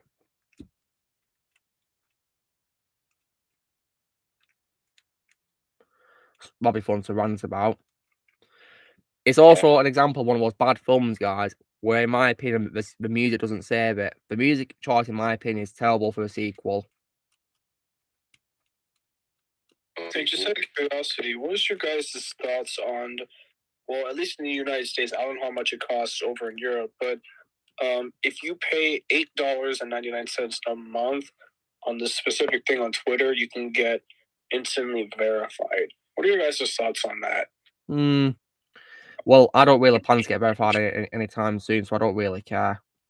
Yeah, I'm not interested in getting verified. I mean, neither. Yeah. I left Twitter, so I don't really care. But again, it does feel very pointless to spend money for it. Yeah. And yeah, I'm just not really interested. If you want to get verified, you can do it now for $8. Because yeah. And Mon, we're about to say something about American Psycho. Oh, it was American Psycho. Yeah. Okay. What were you about to say about it? I was just wondering what kind of a sequel that you were talking about because I didn't know what sequel it was. Yeah, because tomorrow I'll be filming my video saying why, in my opinion, American Psycho didn't need a sequel. Because the sequel, in my opinion, is abominable. I mean, there's nothing good about it, in my opinion. Nothing. Oh. Well, most of the sequels are like that for movies. Yeah. I mean, sometimes, you know how sometimes, guys, bad films can have good music in them? Mm-hmm. Well, this is an example of a film which is bad, but I mean, the music does not say it, because in my opinion, the music is terrible because they make it sound like it's a comedy movie based on music choices in it. So this is nothing like Jaws 2? Well, it's nothing like the first American Psycho at all, really. It's horrible, in my opinion. And yeah. Yeah, the same thing could be said about Jason Takes Boat to Vancouver. Yeah, the music in that was terrible too. There's nothing good about it. Yeah. I would even go as far as say that Matrix Resurrections also suffered from this. Yeah, because the music in that movie, in my opinion, was not as, memorable or as iconic as Don Davis's music. We should have gone back to doing music. I think absolutely Resurrections was awful. Yeah, it was awful. It was garbage, in my opinion. Yeah, Ozzy, I didn't like music in Jaws 3D and Revenge at all. I don't like the music from John Williams. Oh. So another movie to add it. Halloween Resurrection. Yeah, the music wasn't good in that either, really. I mean, what was even good about Resurrection? Nothing. Yeah, exactly. Nothing it is, yeah. Did Daniel leave us? Must be busy. He'll be back. Maybe he's going to recover because he's not been feeling well, has he? Hope he gets well soon. He said he'll be back. Yeah, okay. He needs to recover, it's totally fine, yeah. The only thing I even remember about Resurrections was probably the archive footage of the previous 3 films. That was playing all throughout. Yeah, that's all I can remember about it, really, that they did that. Yeah, and maybe the opening scene, which. Yeah, but that was a very bad recreation of the first movie's opening scene. Well, very bad recreation of it. No. I meant the title scene where they. Yeah. I don't know. I suppose it was somewhat. I suppose it was somewhat to a good pleasure to see, the iconic, green chord text returning and the music, the theme. But yeah, it's a shame that a bad movie followed those titles. Yeah, that is unfortunate. That is the word I was trying to say. Sorry. It's all right. Because yeah, everything after that title sequence is just terrible, really. To be honest, the most of the time when I was watching the film, I was actually either checking my phone on Instagram or just checking the Discord chat. And yeah, I can't say blame because that's just what I did when I watched it. Because for most of watching Resurrection, guys, I was on my phone lots of times, and I was also, I also played Angry Birds on my iPad, and I even took a break from it to film my review for Bumblebee as well. Because if you guys have seen my review for Bumblebee, you may notice I'm wearing the same jumper in both my review for that and also my Angry Rant for Resurrection. It's because I filmed both on the same day. But I mean, just use my entire time of watching Resurrections, just writing my rant comments. I mean, and Charlotte, did you watch it on your television or on a computer? I watched it on my TV. And it was a waste of time, weren't it, on the TV, weren't it? Well, it's not much of a TV, really. It's more like a projector screen. Projector? Oh, nice. That's cool. It's on my laptop. Yeah. Honestly, boy, yeah, the movie was an absolute disaster. if you guys haven't seen it, then please, for your own sake, avoid it. For your own sake. Yeah, it's really bad. It's pure torture. Yeah, it is. It'll break your heart if you love the first 3 films. And if you guys don't like Reloaded and Revolutions, it makes them. Oh, guys, Jay's calling me. Skype video. Oh, hey, Jay. What's up? Hey, look, what's up? Nice to see you here. This was definitely a very nice surprise, yeah. Yeah, I finally got some time off my hectic schedule, and of course, I was, doing a bit of a marathon for Yeah. Batman Animated Series, but I wanted to take a break and double check on what's going on. Rest in peace, Kevin. Yes, indeed. Yeah. When I heard the news, like my brother texted me the info, and when I got the text, it felt like a punch in the gut for me. Yeah, it was pure heartbreak for me, yeah. But yeah, I was very sad about it. But I don't know. Everyone seems to. I don't know if you saw it, but I posted an I Am Vengeance, I Am Night, I Am Batman video, and Yeah, I saw it. It's gone over 16,000 views. Well deserved, yeah. I'm sorry, 25,000 views. Yeah, you deserve it, yeah. No, I don't deserve it. Kevin deserves it. It's all in his memory. Yeah, you made it for him, didn't you? I did. Yeah, the whole point was to honor him. Yeah, and I'm sure that he's very happy with you, yeah, for doing that, for honoring him, yeah. Absolutely. Yeah. So that's why I'm a stream, Jay. I have my figure of him from Arkham City, Batman, on display. Yeah, because it's dedicated to Kevin. Yeah. I do need to collect some. I used to have a couple of animated series figures, but I had to sell them for some quick cash, so I need to buy some more coming up. Yeah, absolutely, yeah, and I've been getting several figures, and one that I've been getting several for is like horror movie villains, and yeah, it's been pretty fun to get them. Yeah. Nice. Yeah, and when it comes to horror movie villains, Jay, when it comes to Halloween, which one of those films would you say is your favorite one out of those films? Halloween with Michael Myers. Wow. I mean, obviously, I love the original. Me too, masterpiece. And even though they're no longer canon, I have respect for the Halloween 2 and Halloween 3 Season of the Witch. Yeah, Halloween 2, in my opinion, is where Michael Myers and Laurie Strode's story should have ended, really, to be honest. Right. Yeah, Season of the Witch, I do appreciate they're doing something different, because I don't really like how sometimes how sequels tend to rehash their predecessors. I like how series feels like was a fresh start. I mean, I was fine with the whole them discarding the whole Michael and Laurie being sibling, which I will admit, because John Carpenter does have a good point. That did take away the essence of Mike Myers being a true-blooded killer. So. Yeah. Apparently, he wrote in the idea of him being Laurie's brother because he was drunk when he was writing Halloween 2. That's why it was him there. Yeah. Yep. Yeah. Oh, there's a question from Shadow Jay asking you, right? Do you remember how you told me to avoid about Lone Ranger remake? Oh gosh, please! Yeah. Well, the thing is, right? Shadow's asking you, but when it comes to Johnny Depp as Tonto, would you say he was one of the few good things about it, in your opinion?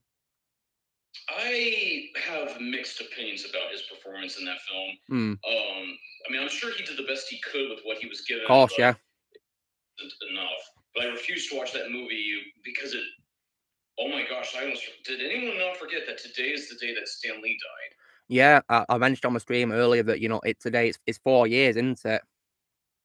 Yeah. Which is very sad. Yeah. And the Lone Ranger also stars Arnie Hammer, the man who assaulted Stan Lee on his death. Yeah, Jay. Yeah, Jay, because you know how you did it. I think back when you used to do posts on your old channel, it was your post about how you lost respect for Arnie, but maybe lose respect for him as well. Oh yeah, I was disgusted. Yeah. I don't even remember the last time I ever watched anything with Arnie Hammer. Yeah, I've only seen him in a few things, really. I think I told you that I've seen him in Cars 3, of course, a Pixar movie. But then I thought his character in that film was very annoying. I didn't even like Cars 3. Yeah, I don't think it was needed. In my opinion, Cars is a standalone movie. And have you ever seen My Man from U.N.C.L.E., Jay? Spy movie. I actually did not. Yeah, I've only watched it. I only watched it for Henry Cavill, just Henry, and that was it. Well, I'm still pretty hyped for when they do a Man of Steel 2. Yeah, I can't wait. I'm so excited. Can't wait. It's about time they did it. And Daniel Skinner's got a question for you, Jay, asking, have you ever seen Kiss Kiss Bang Bang and the Nice Guys? I have, but a very long time ago. Yeah. I'm not the fan, but yes, I have seen those movies before. That's cool. So, Ian as well, Jay. You know, when it comes to Tim Burton's films, unfortunately, I managed to get Blu-rays of Edward Scissorhands and Frankenweenie on Blu-ray. Nice. Yeah. Have you seen those two movies that Tim Burton's done? Oh, I've seen a lot, and yeah. I'm looking forward to seeing his upcoming Wednesday show on Netflix. Yeah, I'm definitely keen to check it out, and because currently, Jay, the show I'm watching on there is Big Bang Theory. You ever seen Big Bang Theory? Oh yeah. Yeah. My family are fanatics. Oh wow. Yeah, and in case you wondering, Jim, my favorite episode in the entire show is one with James Earl Jones and Carrie Fisher. Oh yeah, I did like that one. Yeah, I love that one. Yeah, I saw that one. Yeah, I saw that one. Yeah, the wedding, that was just amazing when he appeared. Yeah. Oh, Darpan's got a question for you, asking your favorite cameo appearance by Stan Lee ever. Because mine's Spider-Man 3. That's a very tough one. I mean, yes, I love the one from Spider-Man 3. But I'm trying to remember one. There was one from the MCU that I liked. Yeah. I'm trying to remember which movie it was. I'll have to get back to that later. Yeah. I think, his cameos are definitely very iconic. Yeah. It's a shame we're never going to see him again, of course. Yeah. Very sad. May rest in peace. Yep. And when it comes to all the horror franchises, Jay, have you ever seen Child's Play? Oh yeah, I like the original. I did not like the 2019 reboot. Yeah, in my opinion, the only good thing about the reboot was Mark Hamill. That was it. Oh yeah, Mark Hamill was good, but still. Yeah, in my opinion, he doesn't come close to Brad Dourif for. Oh. Yeah. That we cannot agree more. Yeah, because Brad Dourif was absolutely phenomenal as Chucky in his films, and I think the worst Chucky film I've seen is probably Seed. I hated Seed. I don't even remember these sequels because I only seen them once. They were too that's probably a good idea that you just watch them once. Yeah, because what if you watch them again and you don't like them? I still have not yet seen the Chucky show on Sci-Fi. I still have not watched that. Yeah, me neither. I mean, I've got it as a steelbook first season, so I might probably binge watch it one day. Well, you'll have to let me know how that is. Yeah, I'll let you know what I think of it. Yeah, absolutely. There's a wait, Everett, what do you mean by what is Jay's favorite Kevin Conroy Batman role? It's obviously his favorite role of Kevin Conroy is Batman. You just said it. Yeah, sorry, bro. I think you just answered your own question. Yeah, I mean, I assume your favorite performances for animated series, Jay, is it for Batman? For Kevin Conroy? Oh, I mean, absolutely. That the Arkham series. Yeah. God, now I know he did Ben 10. My brother was a fan of that show, but I never watched. Me neither. So, yeah. And gosh, trying to. Ultimate in the Injustice series. Me too. Yeah. Wish she played in the Injustice movie. Yeah, I didn't really like the movie. I thought it was a letdown. The movie could have been better. But yeah, it could have been. They tried to shove 6. No, how many issues was Injustice? 6, 7? Yeah, it was quite a considerable amount. Yeah, we tried to rush it all together really for one thing. Yeah, so I don't know. Just it was. Oh. Excuse me. It's all right. Hey,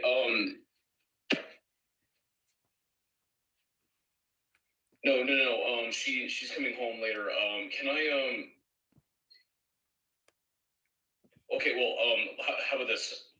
I gotta go to practice tomorrow, and then I'll give me say maybe 2:00. Okay? Yeah, let's do 2. All right. Thanks, man. All right. Bye.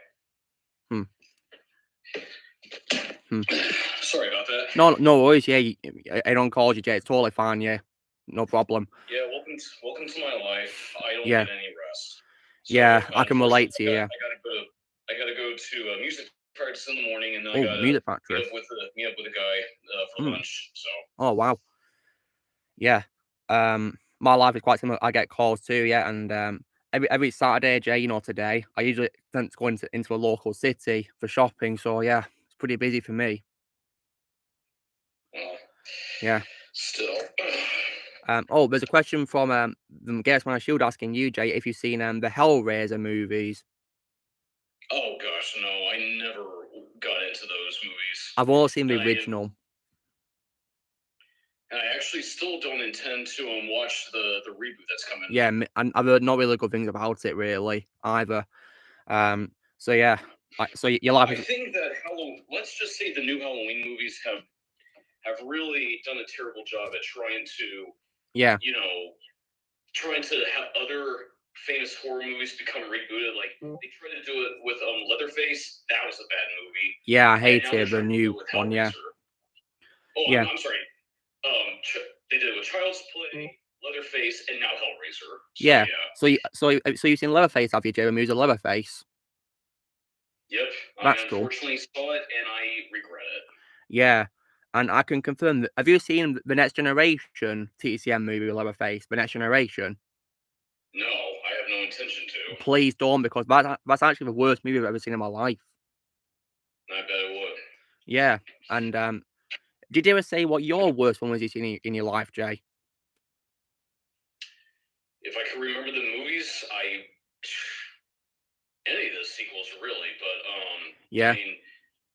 I mean, the first one obviously is a classic, so there's no denying that. Yeah. Very rarely do I ever care about sequels for movies like that. Mm. The only films that I can think of right now where I still enjoyed the sequel as much as the original would be like, Jurassic Park, the sequel to the Jaws 2 or Tremors 2 or Anaconda 2, that kind of thing.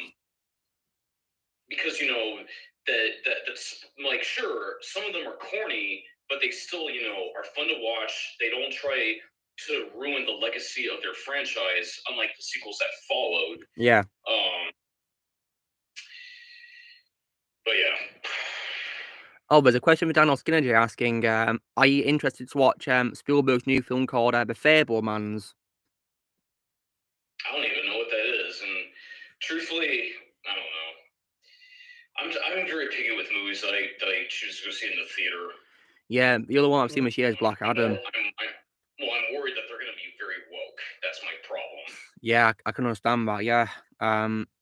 So when it comes to your busy life, Jay, people have been asking me this, in comments or whatever, but they're asking, have you got any pets, Jay? I have one cat. You have a cat? Oh wow! And Jay, are you ever? I've got 2 cats. Nice. Yeah, I've got 2 of them. Yeah, I think one of them's actually on my bed sleeping right now. Actually, the one's downstairs. Yeah. I used to have 4. Oh. But 3 of them are dead now. Oh, I'm sorry to hear that. Yeah, I had some. They unfortunately died too. Yeah, but when I've got 2, yeah, yeah. One of them used to be my grandma's cat, but she unfortunately died a couple of years ago, sadly. So that's why she lives with us now. Her cat. Gotcha. Any other questions they got? I mean, I can only reveal very little about my personal life. I don't really like to talk about what I do. That was the only one that I've seen from people so far. I mean, most of them are asking about acting projects and all that, really. Well, I don't know. There's still a couple that I gotta help in post-production. Yeah. But I'm still waiting for the director to call me and let me know which How ones. exciting. Yeah, and I'm still debating about whether I'm going to do the Uncharted project because right now that's still a lot of money that we have that we would have to invest. That's and cool. We're trying to Uncharted. and we're still trying to do a GoFundMe for another project that we shot a portion of and debuted it at a red carpet event, which turned out to be a big success. Everyone seemed to be interested, but now we need a production company to fund us. Yeah. Oh, I am planning to shoot. So I'm planning to kind of like shoot and do like a Nathan Drake commercial starring myself. Commercial, soon. nice. So but I don't know when I'll be doing that. I may be doing that next month. So. Wow, I definitely love to see you as Nathan Drake. I mean, because that picture you posted looked pretty awesome. Thank you. Yeah. Oh, there's a question from Daniel Skinner asking you, Jay. Do you think pineapple belongs on pizza? What a funny coincidence. That's exactly what my work was talking about. Wow, wow. All my employees were arguing about pineapple on pizza. And here's what I'm going to say. If you like your pizza sweet, be my guest. I just like my pizza, rich with meat, and that's it. That's all I care about. I ain't going to do the whole pineapple or have pineapple in all of like Deadpool or anything like that. If I'm going to have pizza, it's going to be all meat lovers or pepperoni. That is what I do. Yeah, Or absolutely. on some occasions, buffalo pizza. I do that too. Oh, nice. That's cool. So what else? So someone called Everett Parker's asking you, Jay, if you'd like to see Mark Hamill as the Joker in live action. That wouldn't be a bad idea if Mark Hamill was younger. But I don't know. At his age, I don't really think he would really pull that off. Yeah, he's unfortunately getting on a bit because he's 71 now, isn't he? So yeah, getting on a bit. Yep. I mean, here's the thing. Just because some actors are good at voicing character doesn't mean that they're meant to play them in real life. Like, for example, and look, I may get some flack for this, but I'm saying this. Oh, don't worry, Jay. We all respect you here. So, even though I am sad that Kevin Conroy has passed, and he will always be the voice of Batman, I was not too fond of him doing a live-action Bruce Wayne on what was it called, the Crisis on Infinite Earths. Yeah, well, I can agree because in my opinion that was a letdown. Look anything like Batman. And, yeah. And it didn't work for me. Not good enough to convince me. So it didn't work for me. Like I said, that's no disrespect to him. He'll always be great as the voice of Batman. Of course, yeah. When I saw Crisis on Infinite Earths, I thought he could pull it off. But it was a good example of showing us that some voice actors are not meant to physically portray the characters they voice. Yeah. And that's my opinion. Now, well, I agree. Go right on ahead. I already have thousands of people around the world who still hate me to this day. Well, don't worry, Jay, because if anyone tries to attack you in the comments, they're going to get instantly blocked because I don't tolerate disrespect on my channel. That's okay. Yeah. No one can hurt me. Well, I'm going to make sure of that on here, yeah. And unfortunately, I've come across hate too, yeah, sadly. I mean, because once, Jay, people were disrespecting me for not wanting to watch a certain show, and either Star Wars or Marvel. People were being criticizing me about it, and I was upset. So, yeah, I felt betrayed. Yeah. And, yeah, there was even that time when, I announced I was going to be watching Chucky, because on my streams, Jay, I tend to announce that I'm watching films, right? And I said I was going to be watching Chucky. Then one person literally made a comment saying that he doubted I'd watch it, even though I literally confirmed I was going to watch it. So yeah, that upset me. Okay. Yeah. Okay. That's totally up to him. Yeah. Like, but I proved him wrong because I watched all the films, yeah, all of them. Okay. Yeah. So, but yeah, I think you're definitely right in your opinion about Kevin Conroy not being suitable for live action Batman or Bruce Wayne because he just didn't love the part, really, to be honest. He did not look the part at all. In fact, me and my director, who's a diehard Batman fan, we have both kind of agreed on the fact that if you look at Kevin Conroy, as far as physical appearance, he looks more like the Joker in a way. Yeah, he does a bit, yeah. The way he smiles, the way his physique looks, he looks like the Joker, even though he has the voice of Batman. Yeah. So see, he could have probably played Joker instead, couldn't he? Like an old man version of a Joker, then. You never know. Or we'll never know now. Sadly, which is a big shame, yeah. I mean, it's just hard to believe, really, struggling to take it all in, really. I couldn't believe it at first, really. I mean, because I found out because yesterday I just finished playing Assassin's Creed 3 on my Xbox, and then I got someone messaging me about it, and yeah, I couldn't believe it. Yep. I was like, no, it can't be true. But yeah, sadly, of course, yeah, it was proven to be so later on. I couldn't believe it. All right, well, there seems to be two questions here for me. Have I watched Mortal Kombat Legends? Yes. You have. Really too bad. And then, am I going to play Marvel Spider-Man 2 when it comes out?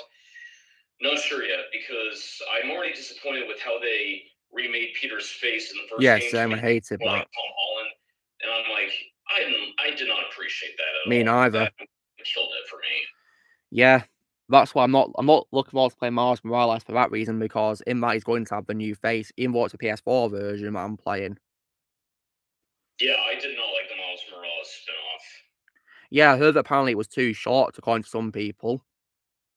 Yeah, but what you gonna do? They did it for money grabs. Yeah. Rio, just because he's not in it doesn't mean that, you know, we can't have an opinion on it. You know, if we don't like it, we don't like it, you know? It wasn't necessary change at all. We shouldn't have done it in the first place. And yeah, and also that's not true. Whatever this Rio guy is saying, that I may not be a giant Miles Morales fan, but I still like him as a character. I mean, yeah, me I still too. love Spider-Man Into the Spider-Verse. That was my favorite story of. That was my favorite way of how they did Miles' character. I just feel like that for the short game that they released, it felt like a cash grab and all that. Now I do appreciate that they are letting Miles become like a supporting character in the. I think like a playable supporting character in the second game. Yeah, I think they are. Yeah, I'm ready to play it yet. Yeah, and apparently they're casting Tony Todd as a voice of Venom too in the game, which is pretty exciting, I guess, because Tony Todd's a great actor. Yeah, have you ever seen him as Candyman, Jay? Oh yeah, I've seen the original and I saw the reboot. Yeah, what do you think of a reboot in your opinion, Jay? Did not like it. Me neither. It was a bit too much for me. Yeah, Sam, I didn't like it. I thought it was a letdown. Yeah, and when it comes to the idea of like an actor who's a voice actor not being suitable to play a character in live action, Jay, would you say that another example is probably Steve Downes as Master Chief? Because he's getting on a bit, isn't he, for his age, isn't he? I believe that he can still do the voice, but so far Pablo Schreiber has impressed me as Master Chief. Yeah, some people have actually given me flack for supporting Pablo, but I'm like, guys, if you have watched Pablo's earlier work, he's a great actor. Now, I'll see if I can one day. Yes, I will admit there were some scenes I wish that they could have not done with Pablo as Chief, like for example, like him making out with a prisoner of war. Yes, I do agree that was not called for. I mean, sure, the two of them may be linked, but yes, in the eyes of the military, it is against the law for a fellow officer to make out with a prisoner of war. That is something I will agree on. Yeah, that's bygones, and I have let that. I've forgiven that. Yeah, and you know when it comes to an actor playing a dramatic role, Jay, I also discovered another example of a Ryan Reynolds dramatic role. Have you seen a film called Woman in Gold? Oh yeah, I've seen. Well, I think I may have seen parts of it, but I don't remember the pieces of his performance. But I still like Smoking Aces. Yeah, Smoking Aces is my favorite performance of Ryan, absolutely. Because yeah, he was amazing in that movie. Yeah, it's a shame that movie's been forgotten about by some people, isn't it? Yeah, he was his performance is what inspired me for Fenton. Back when I was in Dusk. Yeah.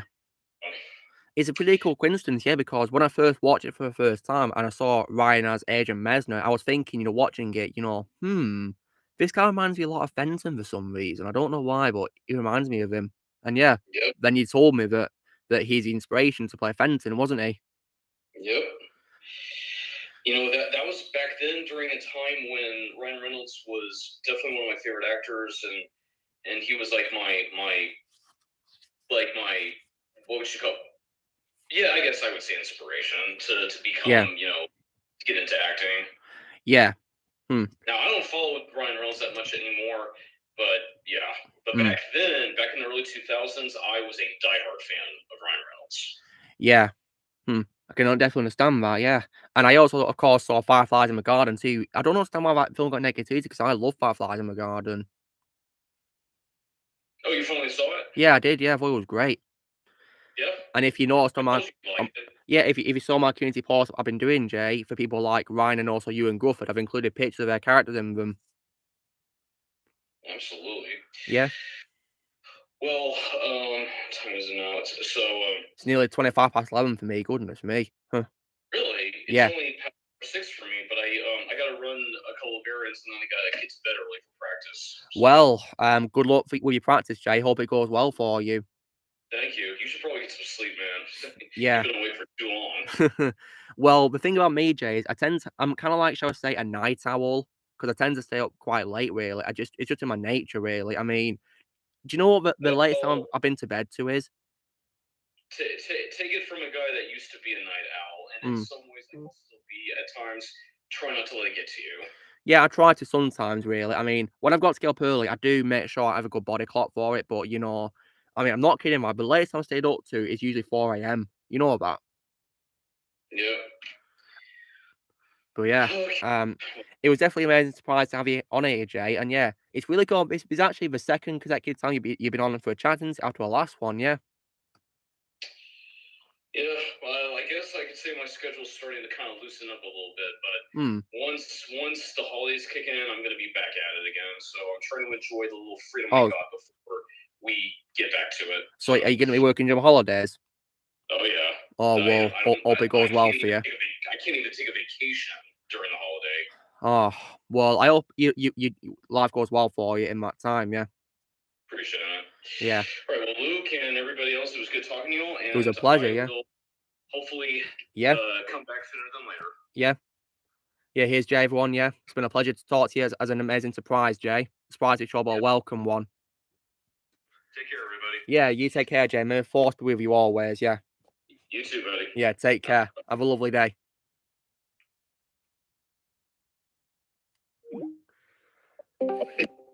Ooh, well, that was an amazing surprise, weren't it, guys?